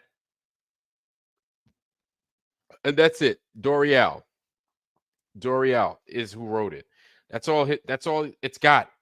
This thing doesn't really have a preface or nothing like this. This thing is just straightforward. We're used to having a preface in the book. Boom. Nope. It goes right for the jugular. Let's get it started, right? And this is what a lot of these books look like. And the laws of healing, right? This thing, I went looking for another copy of this. Can't find it. Can't find it nowhere. This one, How to Pick Pockets. Back in the day, apparently they had guidebooks, right? The same thrift shop that I used to go to in Whidbey Island. As I was retiring, one of the guys, his name is Bob, awesome dude. I used to go to the thrift shop all the time looking for old books, right? And Bob, he knew I was retiring and I was leaving. He gave this to me as a retirement gift. He was like, "Well, I know since you're going back to New York, I figure you'd need this. How to Pick Pockets," right? Eddie Joseph. Things like this, yeah, it's totally silly. It's totally old. But 1940, little guidebook, a how-to book, right? From 1940. This is before apps. This is like the original instruction booklet. Price $1. This is what we got, and this is what we run the risk of losing forever to whatever, whether it's a cataclysm, whether it's a fire, whether it's a flood, whether it's people just taking it and just giving it away to a bunch of kids with sea bags on their back and chest, whether they burn it. Once it's gone, good luck finding it again. Good luck. And so I've got a little library over here. I've got a relatively small library in comparison to the multitudes of those that are out there. And so, again, and my dad was, hey, Riku, my dad was born in 37. So they're neighbors. They're actually born around the same time. And God bless your father, though. Right? So basically backing up what Z said, it's a God bless it that they kept that book, that Zetetic astronomy book, around for such a long time, and it withstood the test of time to where we can read it now in all of its glory. But if they didn't think that we had the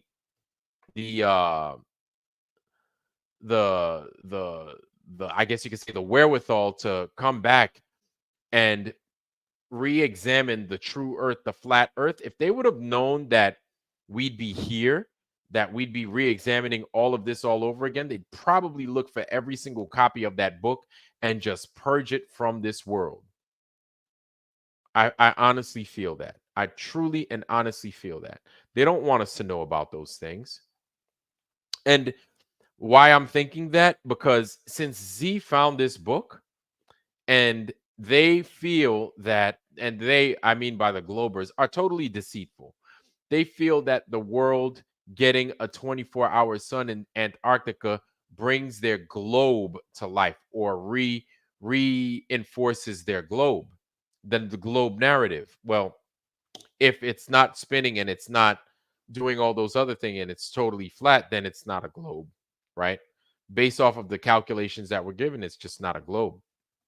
But they will be deceitful enough, and they've been deceitful in the past. They will be deceitful in the future. If they find information like this in a flat earth book, they will definitely use this information against us. Why not? Why not? You know why? Because they feel that generally flat earthers do not read. They're just as guilty, and they're just as silly, and they're just as sheepish as we are when push comes to shove. So there's a good chance that the bulk of those flat earthers haven't read the necessary documentation in order to better understand what is going to occur in those regions. So they banked on this, and I don't know. What do you guys think? What do you guys think? I could tell you, I didn't read that. I did not see that. I did listen to these guys saying otherwise, and I did have my own idea that whether it does or it doesn't, it doesn't matter. But then again, we're of the like mind for the most part that this place is flat. But there are those that either are riding the fence, again, like I said, or they don't know. They don't know what any of this is. But once they get the final conclusion of this experiment or observation from everybody else that they saw a 24-hour sun, if they see one, everybody's going to be like, well, of course we knew it was flat. That's what happens in Antarctica. That's what we were taught in school, that yes, they get a 24-hour sun during the winter time. So that holds true. Meanwhile, the rest of the narrative is bullshit. It's lies. But they don't know that, because they're just trying to get an A on that test. Number one, they're not trying to be astronomers. Number two, and number three, they don't give a fuck. All they know is that the round world that they were given is the round world to them. Pure and simple. Pure and simple. They don't give a fuck. They're just trying to either get a job or get a meal. So anyway, I'm sitting over here flapping my gums. I talk too fucking much. I apologize, y'all. Let's go back to the video that Z and M was talking about, y'all. Again, I apologize, y'all. When they were basically forming the arguments that we all make today. I'm so fed up with the state of this so-called community right now that it gives me a degree of solace to look back and say, oh, this isn't any of these people. You know, there's not an original idea from a flat earther that wasn't thought of, addressed years ago. Now, of course, we've added to things and we've, used technology in the information age to build off some of those fundamental arguments, but the fundamentals still remain the same. Water lies level always when at rest. So, and I would encourage anybody out there, really go through the old books, the brochures, the literature, the journals. They had them. They had their club. They had groups all over the world that were addressing this topic years ago. I often wonder, Notch, how many people who resonate around these communities are even aware of the history around this topic. I would guess at this point, especially in light of like this information that I came across, that many people are not aware of it. I would conjecture that many, even espoused flat earthers, a fair number, would probably not even be aware that this goes back over 150 years. The word zetetic, I didn't make that up. That's the name that I use here. But you'll see as we get into some of this old literature, they called themselves zetetics. They didn't call themselves flat earthers. They called themselves zetetics. They know there's a 24-hour sun. I know there is now too. It's becoming ever more evident as time goes forward towards this trip that there's obviously a 24-hour Antarctic sun in their summertime. Now, yes, again, it's plausible that they kind of sat back, and watched this flat. Luke, did you say something, bro? I said I wouldn't say it's obvious. There's it's now a possibility in my mind, but it's still not obvious. These are writings that it's just someone's testimony. Still right, because we don't. That's right. We haven't seen it for ourselves, and this is something that I mentioned, and also this is something that Natch mentioned as well. You're right, man. You're right. We still don't know. So we're apologizing, or rather, I'm not y'all, but I'm apologizing for some that I truly don't know yet. We truly haven't been proven this stuff yet, So who knows? If like before, in recent times, I was thinking there's no way there's a 24-hour sun. And now I'm thinking there's a good chance there could be with this new information that I've come across. Before I thought they're going to fake it. They're going to fake it. Whatever happens, they're going to go down there. They know the result. They're going to come back and they're saying there's a 24-hour sun. See, the Earth's not flat. Yeah. But now there actually might be a 24-hour. Either way, it's the same result. And they're going to say that disproves flat Earth. Exactly.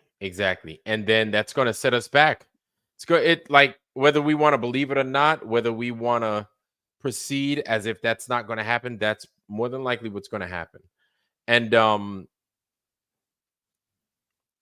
like folks like me, like I know I'm going to take some of that blame. I know I'm going to take some of that blame. I have no problem accepting some of that responsibility, right? Because Z says it plain and clear, man. That information was out there. And saying anything otherwise is an excuse. Like that information is old, it's available, it's on the web, right? And I've dropped that link in the channel. Matter of fact, I'm gonna go ahead, y'all. Hey, listen, this is what I'm gonna do, right? True Earth Tuesday, this is what I'm gonna do. All right. And you heard it here from me. I am going to read this book. Right, I'm gonna read the fuck out this motherfucker during this week and this weekend going into the weekend. I will have something ready to describe and to disseminate to you guys on Tuesday. How's that sound about this book? But at the same time, I want you guys to at least kind of look through this thing. Whether you sitting over here and you looking at it on your thing, whether you on a toilet and you looking at it, look at this motherfucker. I just put it in there. Okay? Don't be afraid to read a little bit. When you're at the dinner table, you eating some cereal, read it. Read it. Because us as flat earthers, that is basically, I'd hate to have to say it, but that's like our go-to. That's like our guide.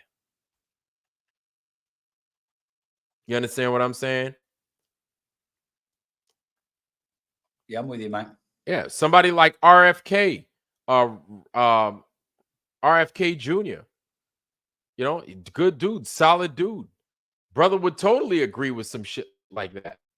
Vladimir, I tell you what, you know, you have some of the best material around, and I really think that Z is onto something, but at the same time, you probably seem as if you could be a little bit hard on yourself. So just kind of take it easy and just speak with the community, and maybe they could forgive you a little bit, but keep doing what it is you're doing. And I tell you what, just make sure that you read that book and come back on Tuesday, and they'll have something. I'm sure they'll be pretty surprised.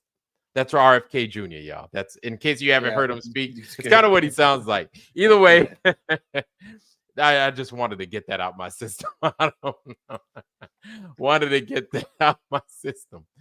But no, make sure you read that. At least leaf through it. But I'm telling you what, I'm gonna leaf through that thing, and I'm gonna bring back something for you guys that would make some kind of sense. And even more so, some stuff that maybe we didn't know, right? Some stuff that maybe we may have glossed over and we thought we understood, but maybe we don't fully understand. And I'll present to you guys, you know, because I seriously feel that this right here, this final experiment that they're calling it, is it's a wake-up call in some sense, right? I don't think that's a bad thing, but it is what it is. And as a wake-up call, right, you got to take a round turn. We thought we had it all figured out, and we don't. It's the basics. The basics every once in a while we tend to overlook, and I guess chalk it up to hubris, chalk it up to ego, whatever.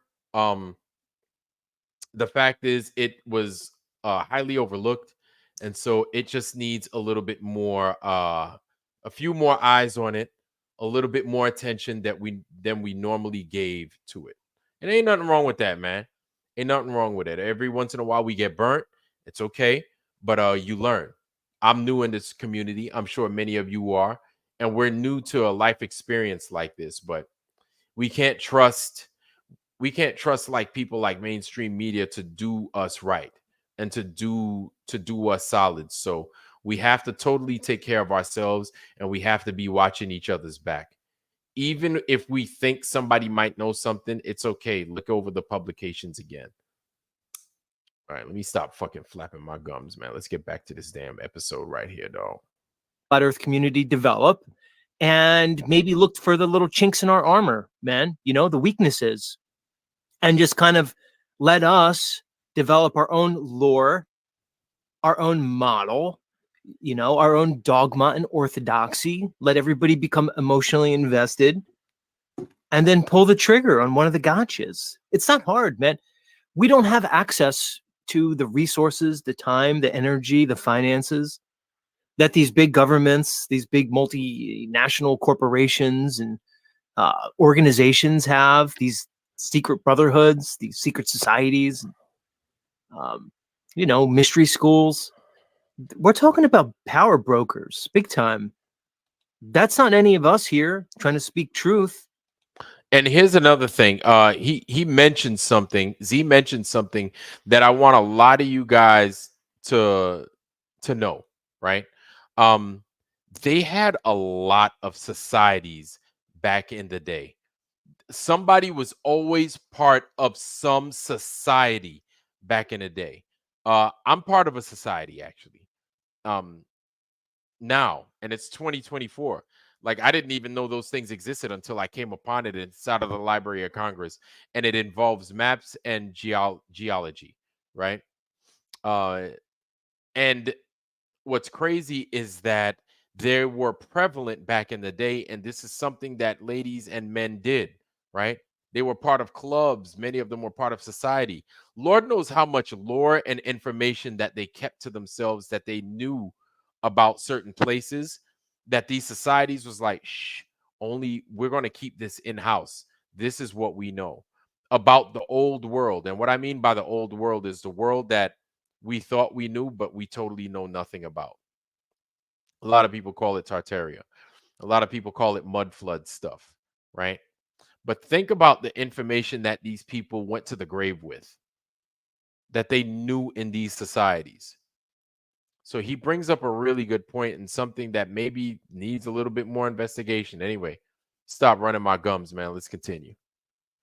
You know, so of course there's going to be holes.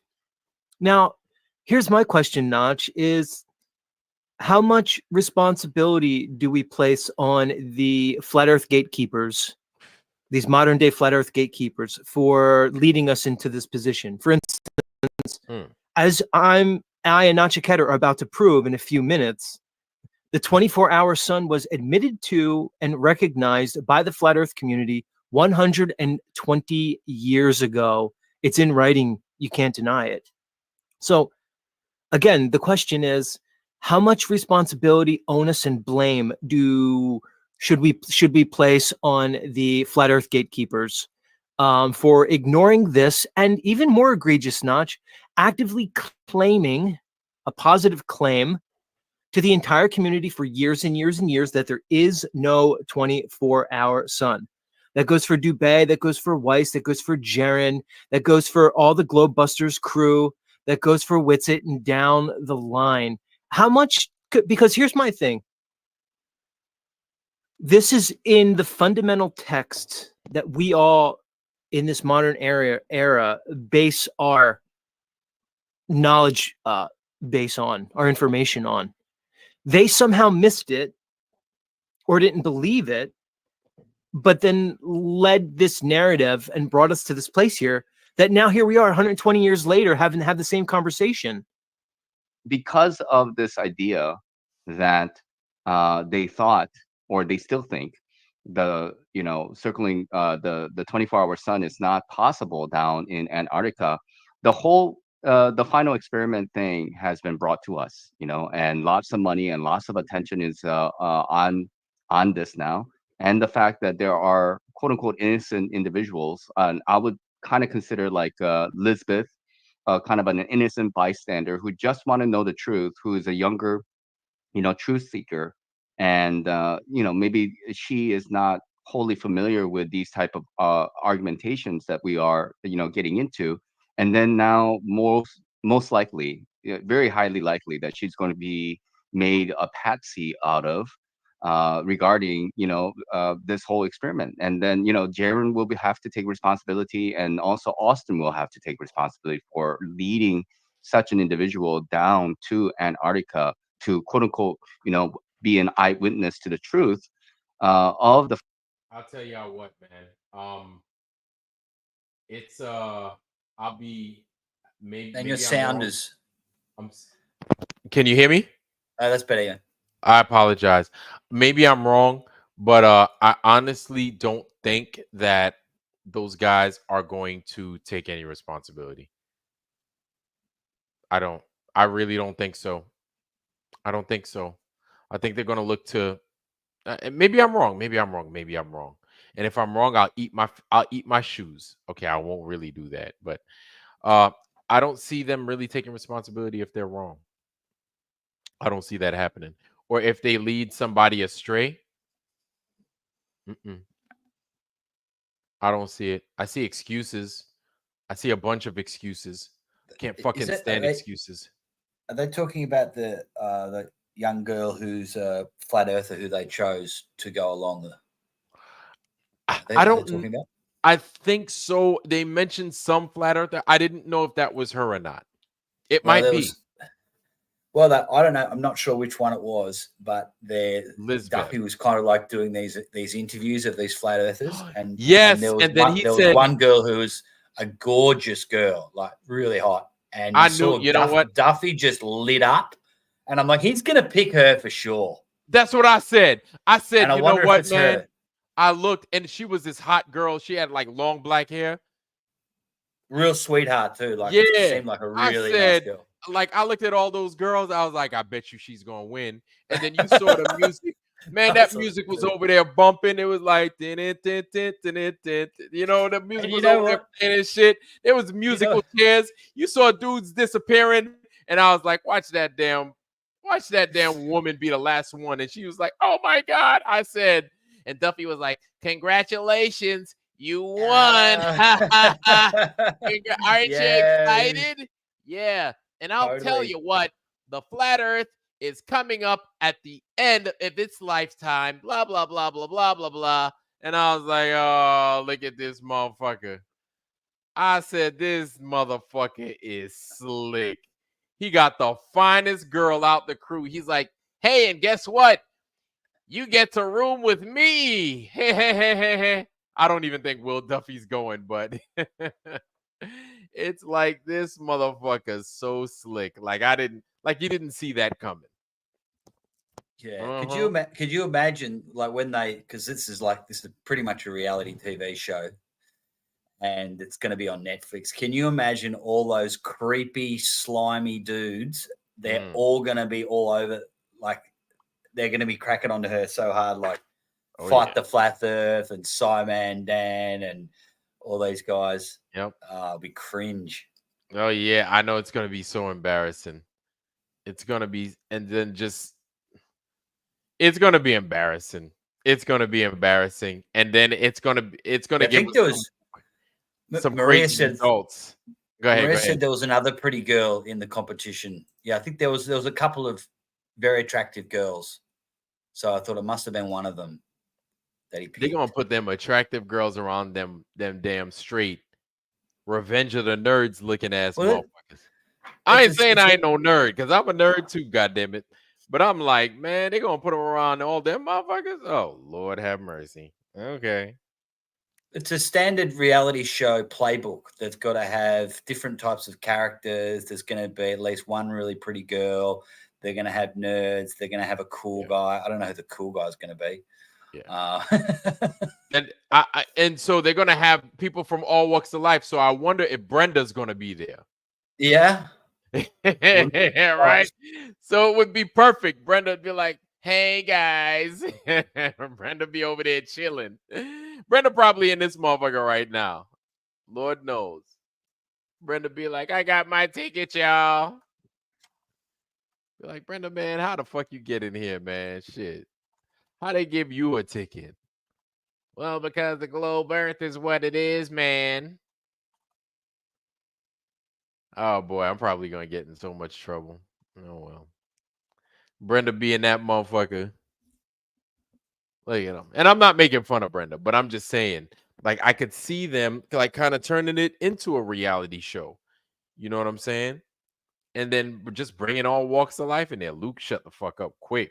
Luke was like, let me put my shit on mute, man, so I don't get my ass in trouble like this dumb motherfucker over here.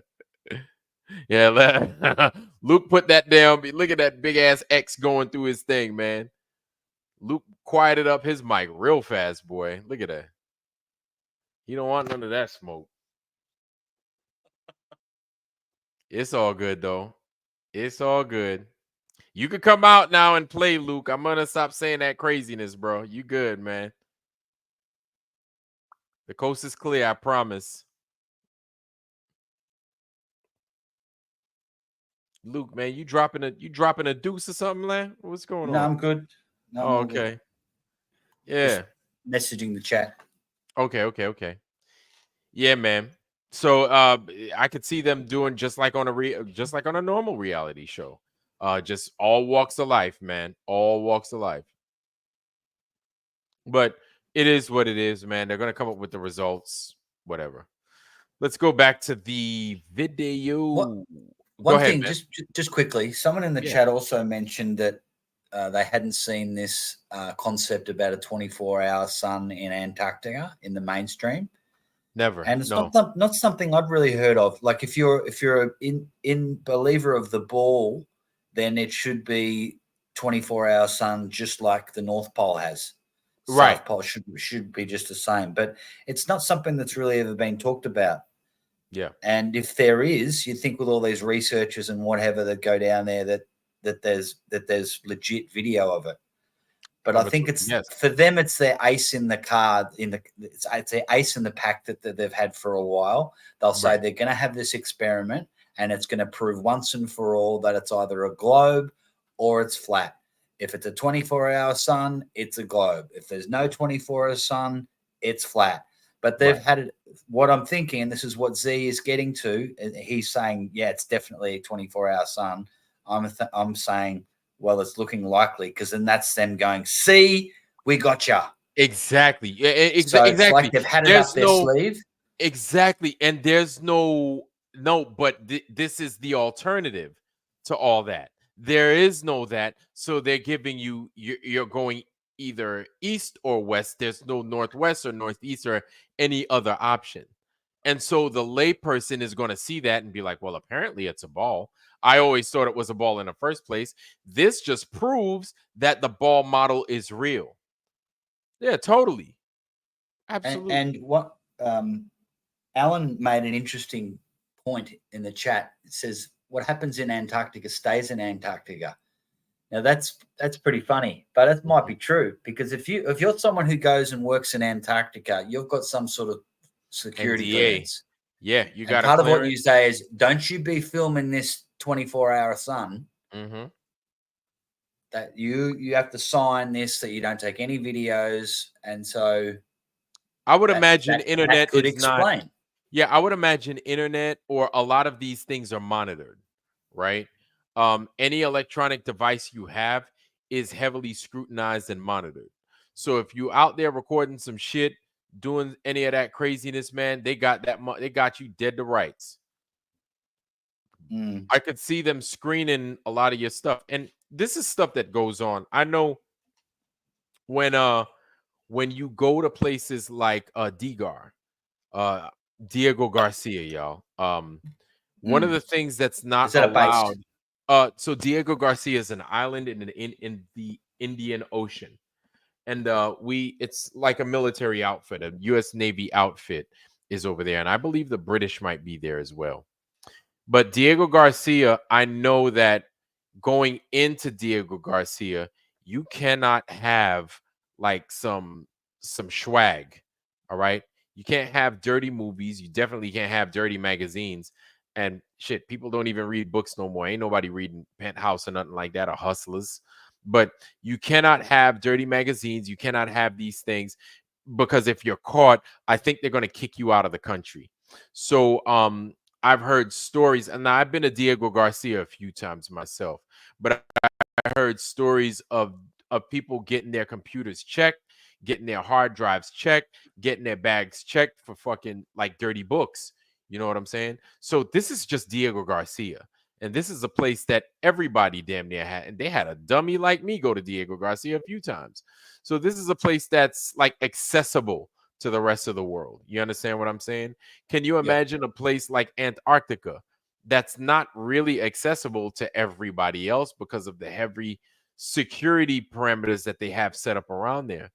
How heavy the screening process is when you get your stuff over there. This is stuff that they're probably like, you can't talk about it. You talk about it, you're going to get subject to 10 years imprisonment or 5 years imprisonment with the minimum of a $10,000 fine. This is like standard when it comes to major security violations in the United States. 5 years, 10,000. 5 years, 10,000. Right? So they might be subject to the same things. 5 years, $10,000. Luke? Yep. Yeah, I'm here. Sorry about taking that. Taking it all in. All right, man. Let's go ahead. Let's watch this Z and Nachiqueta. The fact that there is a 24-hour sun. Now what? Now what? They all see the 24-hour sun. Then by the dichotomy of that, the Earth must be a globe. 3 flat earthers see the 24-hour sun down in Antarctica that flat earthers have known for 120 years plus. And now what? We're going to admit we're going to be shooting ourselves in the foot by doing so, right? Well, exactly, because regardless of the outcome of this observation, it doesn't change what this world is. But what it certainly changes is the narrative, the optics that will be presented to the world, which I think are going to be substantial and immediate.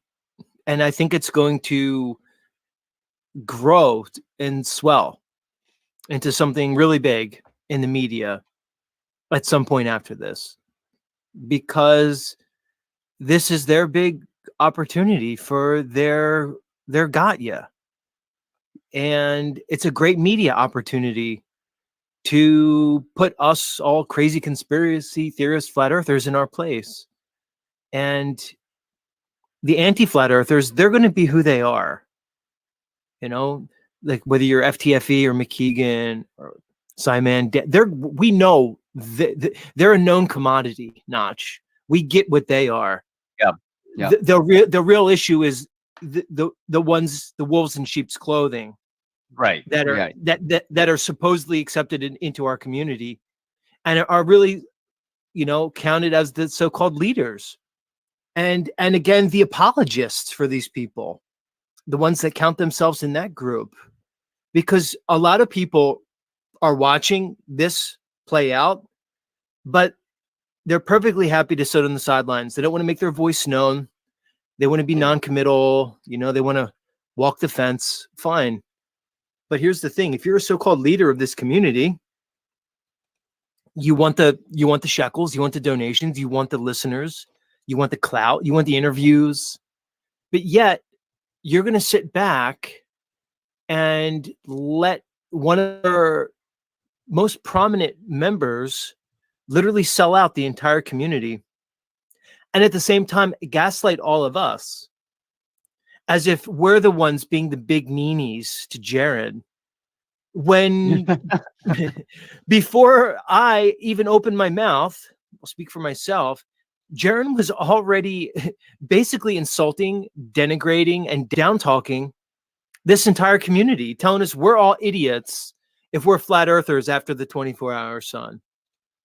And He sure as hell said that.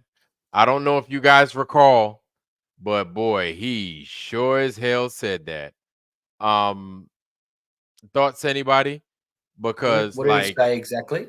like Jaron did say that. I remember I was on his show when he went out and he started talking shit about, he said, "Hey guys, if you fucking believe that this fucking thing is still fucking flat after this fucking experiment and it shows that that there's a 24-hour sun, you're a fucking idiot." And then I was like, "Oh, whoa, wait, motherfucker, like wait. Like, oh, like give us a chance to fucking, how are we idiots if we, and a lot of people like looked at this motherfucker sideways, like, how you gonna say that? And there were a lot of people, especially Level Earth Observer coming in, was like, yo, it doesn't matter what the fucking sun and them do. Like, he was bringing reason into it all. Like, everybody was like, how the fuck are we idiots, motherfucker? We've come this far. He was bringing reason into it. So Leo was, Flat Earth Banjo was, and Jaren was talking shit, straight shit about these dudes, right? And then like I started seeing the cracks form within the community. I was just like, hey, Jaren, why don't you talk to these motherfuckers instead of talking bad about these motherfuckers? You know what I'm saying? And I kept saying that. And this is something I kept bringing up on my show. I think is a problem. I think there are problems coming into the community because of this final experiment, and I don't think it's good. So fast forward to now. Go ahead.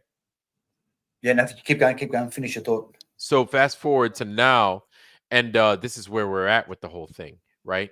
Where people like Z has exposed Jaren for his, misguidance, I guess you could say, to speak, and everything else that he's been doing other than right. I'm not going to say wrong. He just hasn't been doing it right.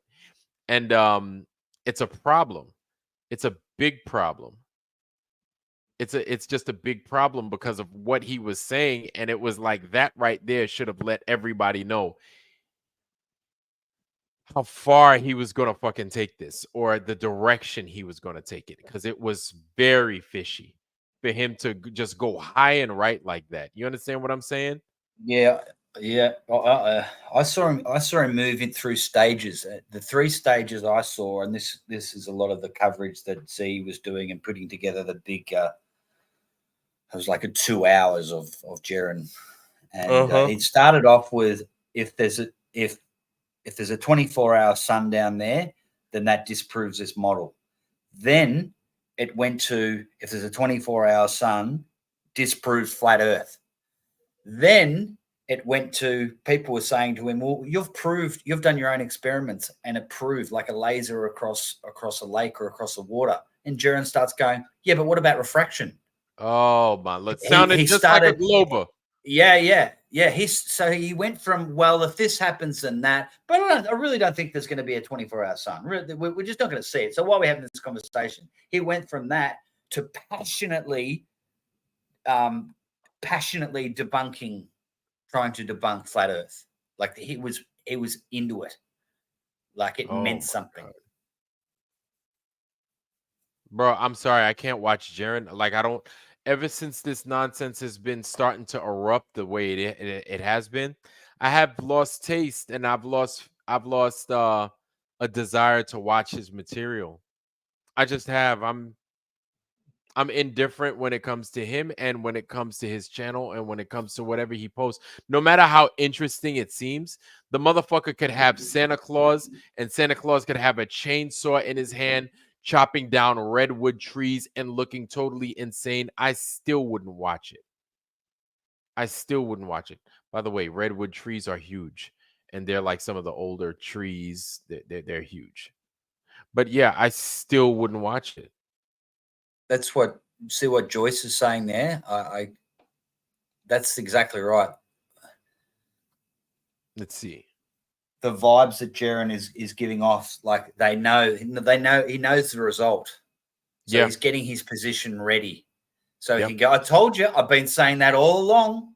See, I was right. This is the channel to follow. This is why I got 175 subscribers or some nonsense like that. No, but here's the thing. People have to keep reminding the Jarens and people like him that it doesn't matter. Like Jaren went to Bro Sanchez's show, started talking that shit, and Bro Sanchez was like, "Oh my God, you sound like you a glober." And like I mentioned before, Bro Sanchez never loses his composure like that, right? And just seeing that, he was like, "Okay, Jaren, you know what?" And he even called him out. I don't know if you saw that part in Z's breakdown of the whole thing, but he was like, "Jaren, what it is you being kind of shilly. I'm gonna call it you're a fucking shill, and we just gonna keep it moving from there." And I'm like, God damn, man. Well, he called him out for being a shill. Bro Sanchez called him. He caught him out there, and he called it like he saw it. So it's going to be interesting to see what happens in December, you know?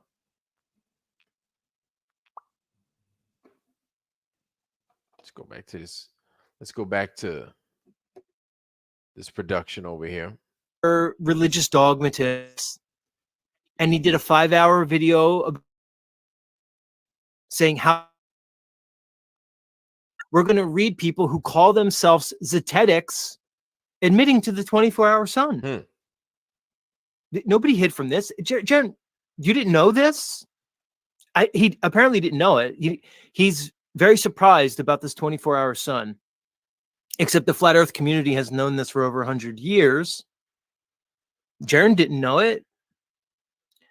Jaren, if you read what I'm about to read in a few minutes, like on day one of hearing flat earth, would you have ever gone down this route? You know, that's a great question, Notch, because he even said if he knew there was a 24-hour circling sun in Antarctica, he never would have became a flat earther. I'm paraphrasing. Mm.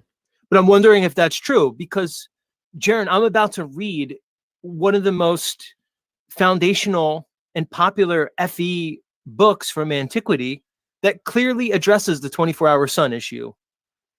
So I wonder how truthful he is in that statement, if that really would have mattered for him. And the funny thing is, it didn't matter for the entire community that proceeded past 1904 when it was recognized by the prominent flat earthers of the time. We're all still here.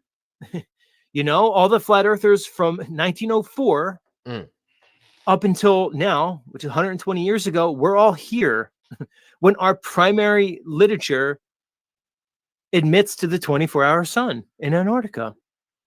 So, Yeah. what are we even talking about here with this whole final experiment? It's a farce. It's a puppet show and a charade, plain and simple. Yeah, I think, if we actually accept this timeline for what it is, and we know all this kind of Rockefeller school system began around that time. We know that people were taught the flat Earth cosmology, early 1900s, late 1800s, and all this kind of stuff. So this is something that's been suppressed, and people been programmed and re-educated, and the whole space agency and around the world, Russia, United States. The history is right there, and we get involved with central banks and world wars, and everybody's like thinking about something else other than the fact that we live in a designed world. And then time passes and people start to forget about things. So just in a few generations is all you need is to just completely fabricate everything and reprogram everybody. And then enough time has gone by where they feel like they're confident enough. It's like, okay, people are really programmed in, and then the people who are starting to wake up, let's like bash them down with this 24-hour sun down in Antarctica. And how are we going to do that? We're going to leak some kind of information, and then some of these influencers or prominent flat earthers or whomever they might be, they latch onto that. Maybe they didn't do any real research, and maybe they heard somebody else say it. Maybe they were programmed by somebody to say it. I don't know. But then they repeat it, and then you know how it goes. It's just like a mantra nowadays. It's like stationary and flat and the circling sun. These are the mantras that they speak without any kind of demonstrable uh, um, explanation or any kind of demonstration in regards to it. No proof whatsoever. It's just speculation. And then what? That's going to get us into this position of, well, you said, you as a content creator with 100,000 followers or 160,000 followers or 50,000 followers, you said it. So I have the money. We can take you down there. Yes, you don't have $31,500, but I do. And then we're going to see for ourselves. And then people, what do? They double down and triple down, and they're going to be eating their shoes pretty soon, in a couple months, I'm sure. If you're going to make a positive claim, it's the argument I've been making since the beginning. You have to be able to substantiate it. Yep. You need empirical evidence to make a positive statement about anything. About anything. Whether you're accusing another person of something or you're trying to give a cause for something that we observe, some natural phenomena. You need empirical evidence. You need proof. And you want to know something, y'all? At the end of the day, that's all it boils down to. They could have the shiniest stuff. They could have all the money. They could have all the equipment. All that stuff doesn't matter if they can't prove it and demonstrate what the hell it is they're talking about.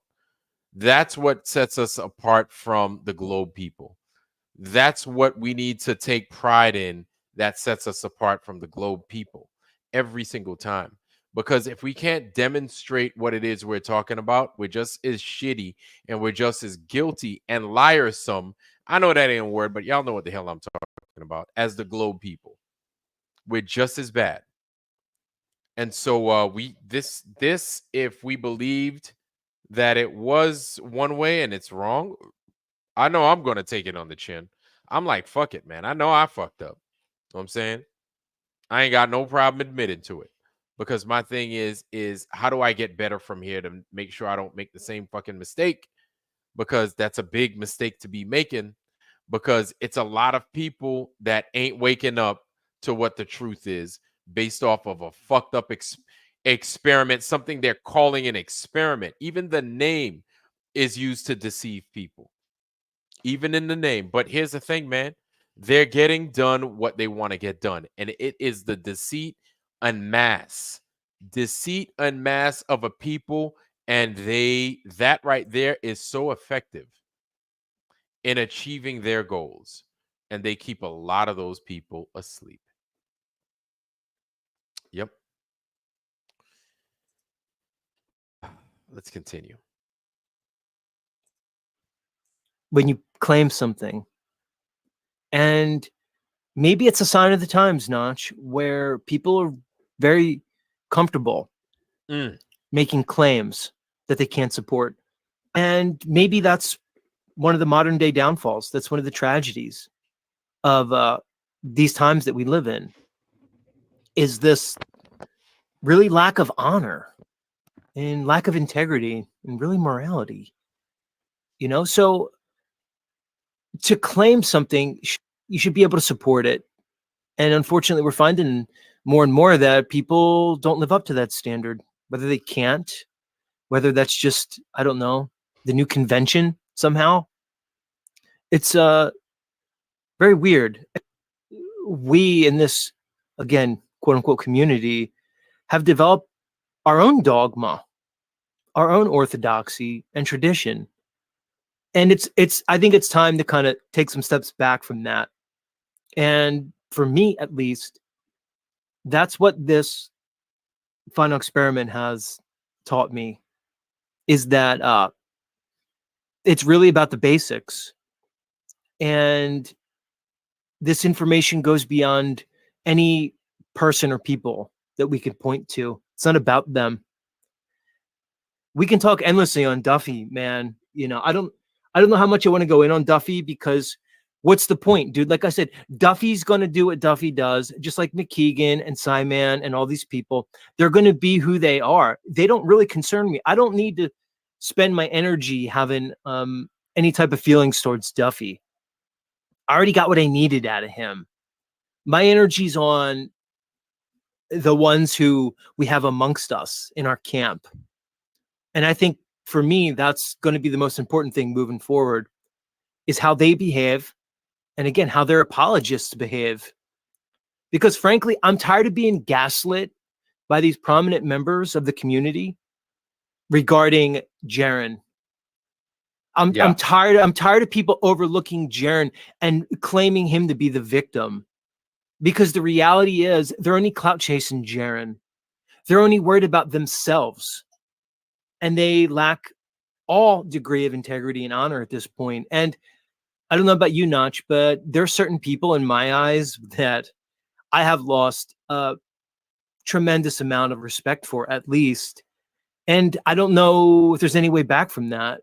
So I don't know. We'll have to see moving forward. But again, that's why I want to take it away from the people.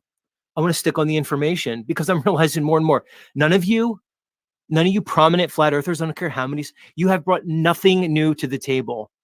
And anybody who's listening, you can go and look at the old books and brochures from the Zetetics that go back over 150 years, and you'll come to the same conclusion that I came to, that they laid it all out from everything, from the sun moving between the tropics of Capricorn. That was their model. It was sketched out on hand by these people. You can see it. I'll show it to you tonight. That's not Dave's.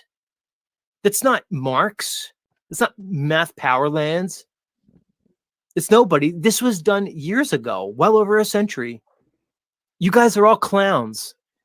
You purport yourselves as something. You act as though you're the new modern day intelligentsia. And all you've done is hurt the movement at this point, hurt information, and really hurt the truth. As far as like reputation is concerned and integrity, it's definitely easier to slide. It's like, shoots and ladders type of situations. It's harder to go up, but it's easy to go down. I'm not the arbiter of, like, who can maintain or can maintain their reputation or not. But definitely, if people have said things that is a mistake, or they're not correct or inaccurate, at the end of the day, each individual gonna hold everybody else accountable. Mm. In light of this final experiment, I wanted to go through some of the old literature and really see what the OG flat Earth community had to say about the 24-hour Antarctic sun. And I found some enlightening information that I'm going to share with all you guys right here. And Notch, it's actually kind of embarrassing, not just for me, but for the community, because Notch, in the foundational documents of the FE community, Oh shit. they addressed the 24-hour sun in Antarctica, admitted to it, and gave their very simple argument. And for some reason, this has gone unnoticed by everybody during this time, except the reason I was tipped off to this is because Dubé mentioned it. Now, for whatever reason, Dubé didn't make a big deal about this, and I have my theories why. One, I think because he probably has some egg on his face, because 3 of his 200 proofs were about no 24-hour Antarctic sun in his 200 proofs. So, okay, maybe it's a bit understandable why Mr. Dubé would not want to address this. But he did mention it. This was in some of the old literature. And I registered that, like, in the back of my gray matter somewhere.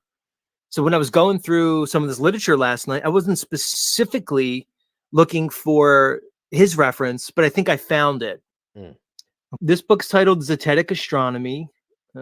Some of you may be familiar with it. And it was written in 1904. And you can see the authors. One is named Lady Blount, and the other is Albert Smith. And they were what they called themselves to be Zetetics. They were Zetetics. And the Zetetic community was very active and robust around this time. And they were writing books and journals and articles, and magazines, and they had a whole thing going. Before the internet, guys, before phone, before TV, before everything, really, they had a whole community worldwide discussing the same things that we come on here each and every night and talk about. And for me, at least, that's amazing to think about. And even more amazing is here we are 120 years later, like a bunch of morons arguing about the stuff that they had addressed at that time, as if we're all brand new clowns. So anyway, let's get into this. This is Zetetic Astronomy, or the sun's motion north and south with the moon's motions, fancied or real. Showing the uselessness of the gravitation theory and etc. I'm just going to pull a very few small excerpts out of here to highlight my point. We're not going to read like a bunch of, minutia here. It's not about that. We're addressing the fact that flat earthers admitted a 24-hour sun in Antarctica 120 years ago. They made their simple argument. Yet we have a bunch of people here saying that, oh, we've never heard of the 24-hour sun, or I would have never became a flat earther if there was a 24-hour sun. Well, sorry, guys. You just maybe didn't pay attention. They address the 24-hour sun, Notch, in the preface to the book, dude. Yep. In the preface to the book, they come. So this is how honest flat earthers are compared to you lying scumball anti-flat earthers. They in the preface said right here, we're going to still talk about the flat earth. In 1904, we're going to talk about the circling sun between Cancer and Capricorn. We're going to talk about level water. We're going to talk about the impossibility, like they said in the title page, of gravitational force, the heliocentric model. And in the preface, we're going to say, okay, maybe there is a 24-hour sun in Antarctica. And here's our statement. So let me get into it. Preface. It was the late Richard Proctor who defined astronomy as, quote, a science whose facts are based upon reasoning. Inasmuch as the great temptation of all scientists is to conclude their reasonings before they have obtained all their data, the result is that their facts are based in sufficient evidence. What did I say in the beginning of the stream, everybody? If you're going to make claims, you need to substantiate the claims. You need to have empirical evidence. The globe doesn't have that. It simply does not. They said it here in the first sentence. And here's the thing, y'all. All the time, if we're gonna say something, we need to be ready to back these claims up, right? And like I said, this is what is going to propel us into the future. This is what's going to stake our claim here in the future as the community, right? The community to follow, because people are following the globe. But here's the thing, we have things that we could prove. They can't prove anything. But if we try to play their game where we're lying to each other, if we try to play their game where we're trying to deceive people, we're no better than the globe, and we will not succeed. Whether we think success is under better understanding this world, or if we think that success is getting people to understand what this place truly is, or let them know that it is not what they thought it once was, we will not be able to achieve that mark, because we're playing the bullshit, the lying game, or the game where we think it might be this, or the theory game, rather. to put it all in a nutshell, the theory game. If we try that theory game with them, with the people, we're not accomplishing shit, because we're just as silly as the globe is. Let's continue. Their facts are based on insufficient evidence. Let's continue. Our objective in the following chapters is to examine the quote unquote reasonings and to show that their conclusions are false and their facts non-existent.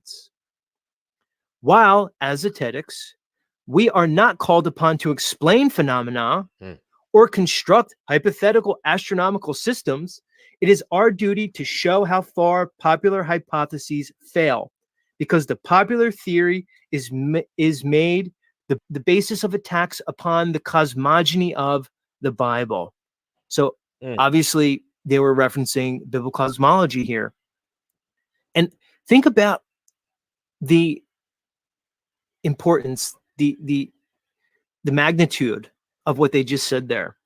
While as aesthetics, we are not called upon to explain phenomena or construct hypothetical astronomical systems. Jaron, you should have read this before you ever came on, dude. You would have saved us all like these headaches, dude.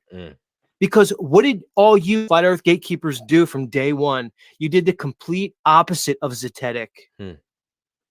You tried to explain the phenomenon. What's it? Incoherent dielectric acceleration, non-evidenced? Trying to explain a phenomenon with no proof? Pay attention.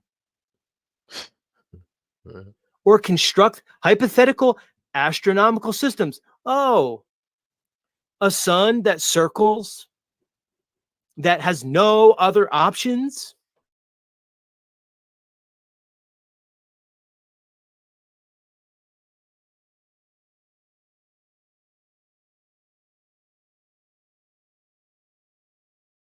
Very second paragraph of the preface of one of the foundational documents of our whole community. You're all clowns.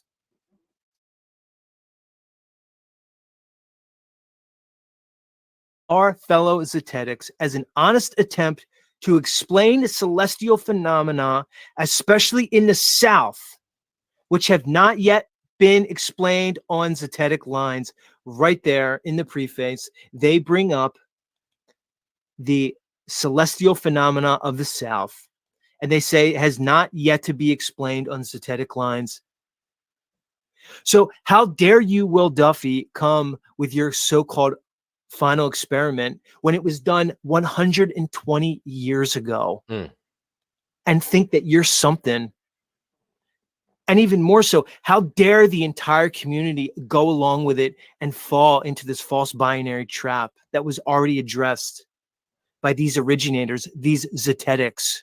Let's continue.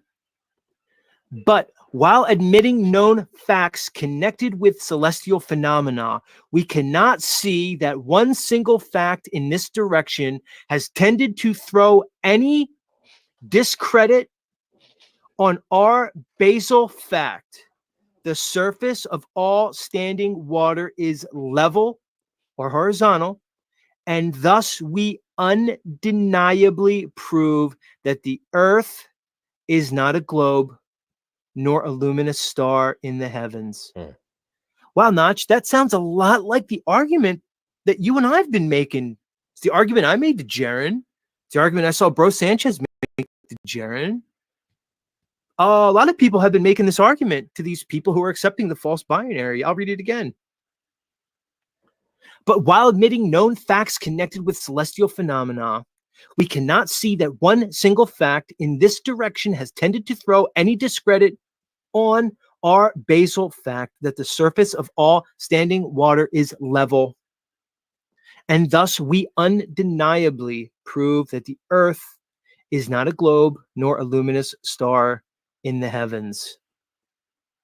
So this is further, I think this is page 9, where it talks about the southern sun. And I'm just going to pick it up right at the relevant part. Southern sun. Now, when the sun reaches the southern tropic, Capricorn, it is summer in the south. Now you listen. Though at Christmas time, it is winter with us in the north. The sun's daily circuit is then at its nearest to the southern center. And so the midnight sun may be seen. You listening to this, Luke? Yeah, I'm listening. Okay, my bad. In the south at this time of year, just as it may be seen in the north during the Arctic summer. They stated it matter-of-factly right there. The midnight sun may be seen in the south at this time of year, just as it is in the north during the Antarctic summer. Let's continue.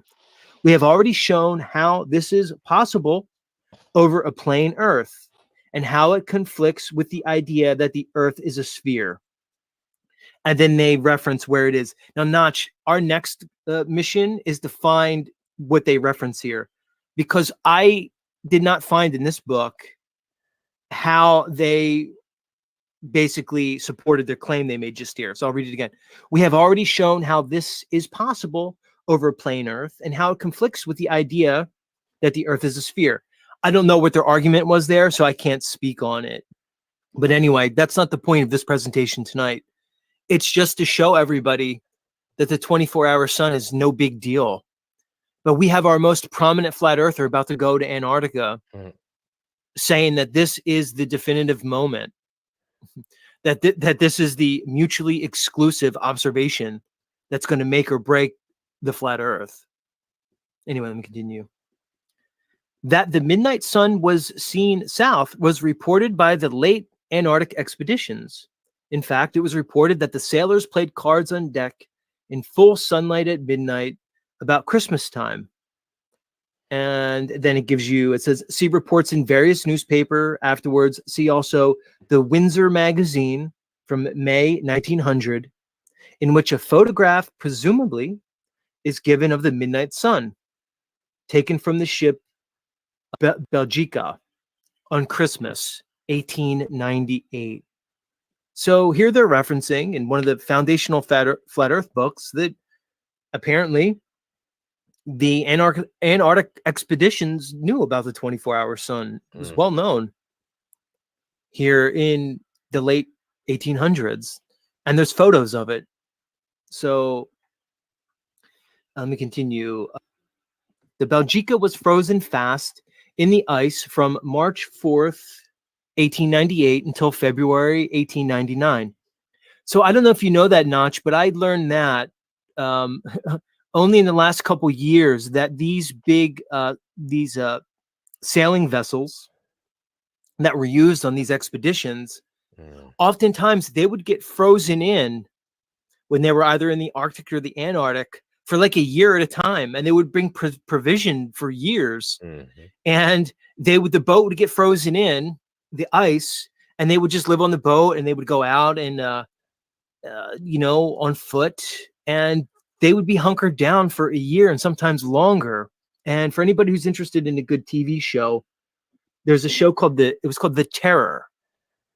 And maybe some of you heard it. It came out some years ago now, maybe 5 years ago, maybe 6. And it was all about Arctic expeditions done by the British and all these like Admiralty guys. And they were trying to find the Northwest Passage above the North Americas, the Northwest Passage to the Far East. And it depicts this very phenomenon where their vessel got frozen in. But on this that particular story, the vessels were frozen in for like 2 or 3 years. Jeez. There was no melt. And because it all depends on the melt of the summer. So anyway, they're referencing this type of situation here where these guys were frozen on their boat for a year. All right, let me continue here. The sun is represented as well above the horizon so that it could shine down on the sailors upon deck at midnight. Though not in harmony with the globular theory, this may be taken as fairly representing the facts of the case and as harmonizing with other known facts which have been reported to us by both zetetic and globularists. So that's what they called globies, globularists. Let me continue. For instance, we have made inquiries from various persons, and we find that the longest day in any place further south than the Tropic of Capricorn increases in length as the latitude increases or distance south of the observer. What? Right. Just like all the sun calc data is telling us. Just like people have been trying to tell these flat earth gatekeepers since 2017. The celestial data contraindicates your narrative, but yet you keep pushing it up until this day, all of these years later, where you're ironically going to use your simplistic bullshit reified model to fuck the entire community over. Let me continue.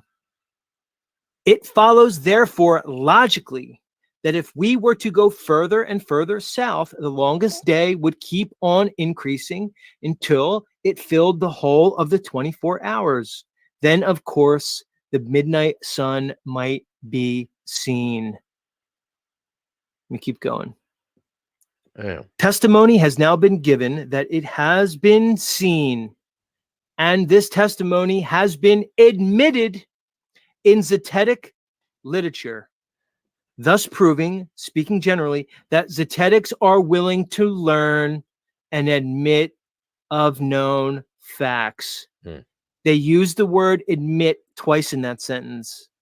Just like I said, flat earthers admitted the 24-hour sun 120 years ago. You gatekeeping bozos either weren't aware of it or you hid it. So this takes all the starch out of Mr. Duffy's collar. This invalidates your entire final experiment. Sorry, everybody. Hate to break the suspense for you guys. But the FE community knew this information 120 years ago, yet we're all still here. Let me continue. Whether we can explain these facts is another question.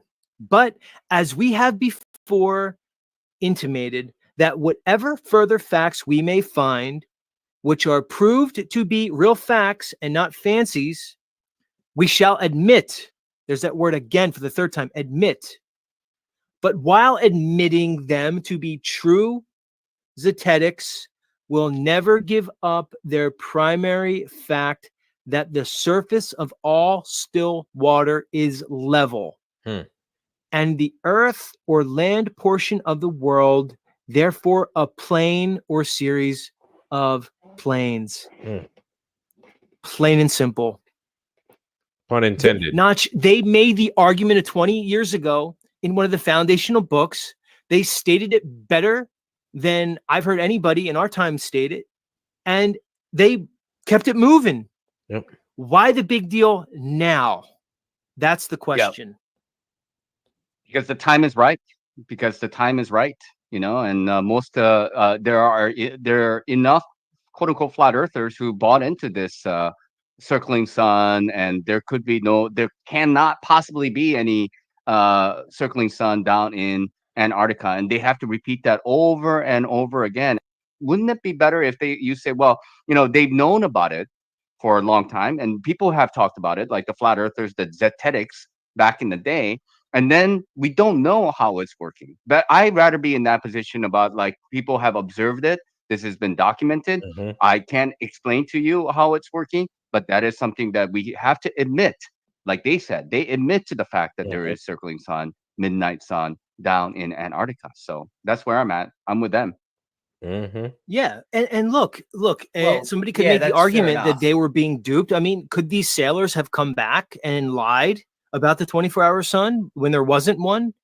Possibly. We can't rule that out. Mhm. But the point of this presentation is just to basically tell everybody who apparently wasn't paying attention, this was already addressed. So I guess my point is, why should any person who considers themselves a zetetic, a flat earther, a level earther, a true earther, Mm. why should we not take the position that these original founding flat earthers took 120 years ago? Because they made the simple argument that no matter what the sky is doing, that doesn't change the demonstrated fact that large bodies of water, when at rest, lie level always. Mhm. That's it. It's plain and simple.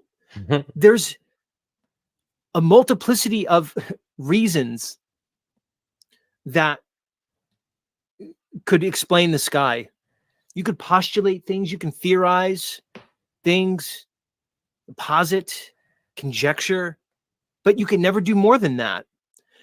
Because unless you believe, like Elon Musk is blasting off to Mars and stuff like that, we can't ever substantiate these heavenly bodies. They're optical, no matter what. Now, this argument that it would prove a globe doesn't even get off the ground because the globe is an impossibility. The globe has no legs to stand on Right. because it's impossible. So I don't know what this argument is, as if we're just to hold as equal the globe theory versus the idea of a flat earth, as if they have equal weight. And this Mm. somehow is the definitive observation. It couldn't be further from the truth. The only thing that substantiates the globe is academia, media, so-called science, these organizations and institutions, but nothing that could be practically demonstrated, Mm. nothing that could be basically validated from applied physics, just a bunch of bullshit narratives. That's the only thing that supports the globe. So to give equal weight to both camps and then say this is a mutually exclusive observation is the definition of fallacious. But again, I want to just kind of impart this to all y'all listening, is that these modern FE community gatekeepers, none of this info is theirs. There's no credit to be given to them at all. There was a group of Zetetics around for a long time. People want to malign and minimize and even villainize the Flat Earth Society for whatever reason. I haven't done a lot of investigation into them, so maybe there's something I don't know. But at this point, all of the gatekeepers who wanted to call the Flat Earth Society the PSYOP, it's looking a little different. Looking like you're all the PSYOP at this point, because I don't see anybody in the Flat Earth Society going down to Antarctica saying that this is a mutually exclusive observation, I guess maybe we should remember that all. That we, the capital we, the collective we, have been around for a long time with a 24-hour Antarctic sun. So what changes now? Nothing except your mindset. That's it. Man, that's deep, bro. Hi, this is Matt Baker. Earlier this That's deep. That's as deep as a Navy SEAL right there, y'all. That's deep, man, and it hits hard. Oh, man, family, it is the night is like long in the tooth. God damn it, I can't do another one of these late jonks. You know what I'm saying? It's so late, it's early out this bitch. What time is it there? It's 3 a.m, baby. It's about to be Wow. 3 a.m. It's a witching hour. Ghost is out there shopping at Ghost Costco right now. Yeah. Doing, it's almost like, it's weird. We're over here in the upside down.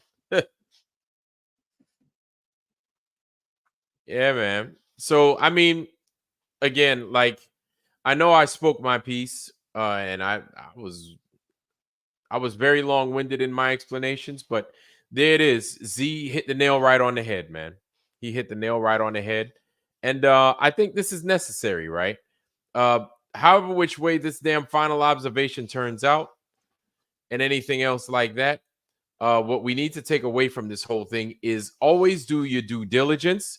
I think this is what I think. Always do your due diligence. Always read the publications, especially the old stuff, right? Don't be afraid. Always bounce ideas off of each other, yes, but don't follow and go with one idea unless you could properly substantiate it, right? I'm guilty of it too. I'm not gonna act as if I'm the purveyor of truth. I'm guilty of it too. Totally guilty of it. So will this be a setback? That's debatable. We still have a task in front of us, and we still have to go out and describe this earth for what it truly is. That's it. And it is flat, level, and plain. None of that shit ain't going to change no time soon. You know what I'm saying? Yep. Correct. So, family, man, it is late in this part of the world. Real talk. It's late than a mug, y'all. You understand? It's late as hell over here, man, and it's cold too. Yeah, man. So I don't know what you got. What you got going on, Luke? What you got going on, man? Not much. I'm gonna just probably head to the gym after this, and then go out to dinner. All right, I hear you, man. I hear you. It's only, I'm gonna go. It's 2:00 here in the afternoon. In the afternoon, okay. Yeah. So you guys are 11 hours, okay. Yep. Okay. Yeah. Man, I am about to go wash my mouth, brush my teeth, and then I am taking my black behind to bed, y'all. Shit, I am tired like a motherfucker. Last night, I don't know if y'all ever heard that song from the Fifth Dimension, y'all. Last night, I didn't get to sleep at all. No. That's an old song, one of them old jumps. You remember that song? No. Because last night I didn't get to sleep. No, I didn't get to sleep at all. Man, because last night, yo, I got like 48 seconds of sleep. Word is born. And as soon as that 48 seconds was up, my alarm went off and I opened them shits up. My eyes was red like I was a Jamaican in Kingston in 1969. Eyes red than a motherfucker. Red, boy. And I was tired. And it didn't matter because I still had work to do. So, family, I'm going to stop flapping my gums, man. And I'm going to let y'all do y'all's thing, man, because it's probably wherever y'all at, it's probably late. And except for guys like Professor Bell and stuff like that. Y'all are out there in Australia. Like Luke is also out there in Australia. But for all my Aussies out there, love you guys, man. And stop beating on them kangaroos, man. They ain't do nothing to y'all except eat y'all's crops. Anyway, man. Family, I'm going to have to cut this thing loose. I know normally we go a little bit harder in the paint, but tonight ain't that night, y'all. It ain't that night tonight. So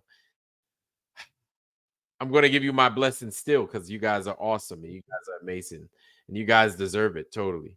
But let's take what we learned today and let's use it to our advantage, right? Just only to make ourselves better. What I'm going to do is I'm going to go ahead and I'm going to go through Zetetic astronomy and I'm going to see what kind of gems we can get from there and see what it is we can. I'm sure we could use the whole publication and I highly recommend looking through it. But I'm going to see what I could bring to the family, what's different that I'd never seen before, something that we could put to use. You know what I'm saying? Something that might be new that maybe we hadn't heard before. Anyway, family, that's all I got. Luke, you have anything for the fam, man? Anything? No, just God bless everyone and thanks for tuning in and keep pursuing the truth. It's out there. It sure is, man. It sure is. Roger Ledwell is saying 4 more hours. Roger, you crazy, man. I got to take my black ass to sleep, homie. Shit. Roger's Yeah, he's a fellow. He is. Fellow Roger be night. He's another night owl. He is, man. Roger be up with the owls, man, hooting with the owls. There was a saying my master diver used to tell us. And there were nights where after dives we'd go out steaming and shit. Steaming is drinking. And we'd be tired as shit, man. Come in and we'd be up there just drinking late at night, drinking. And then we'd come in and then we'd have to work out first thing in the morning. It's like 4:30 in the morning. We got to work out, right? Whether it was a swim, run, didn't matter. And then he's like, "Oh, I smell alcohol. You fucking pussies. I smell alcohol. So now you're going to cry." And one of the things he used to say, man, I'll never forget, if you're going to go out at night and hoot with the owls, be ready to wake up in the morning and scream with the eagles. I never forget that saying. And that's something that I live by to this day. If I'm going to go out and do at night, be ready to wake my black ass up in the morning and do it in the morning too. So you guys take that on board, y'all. Screaming with the eagles in the morning, hooting with the owls at night.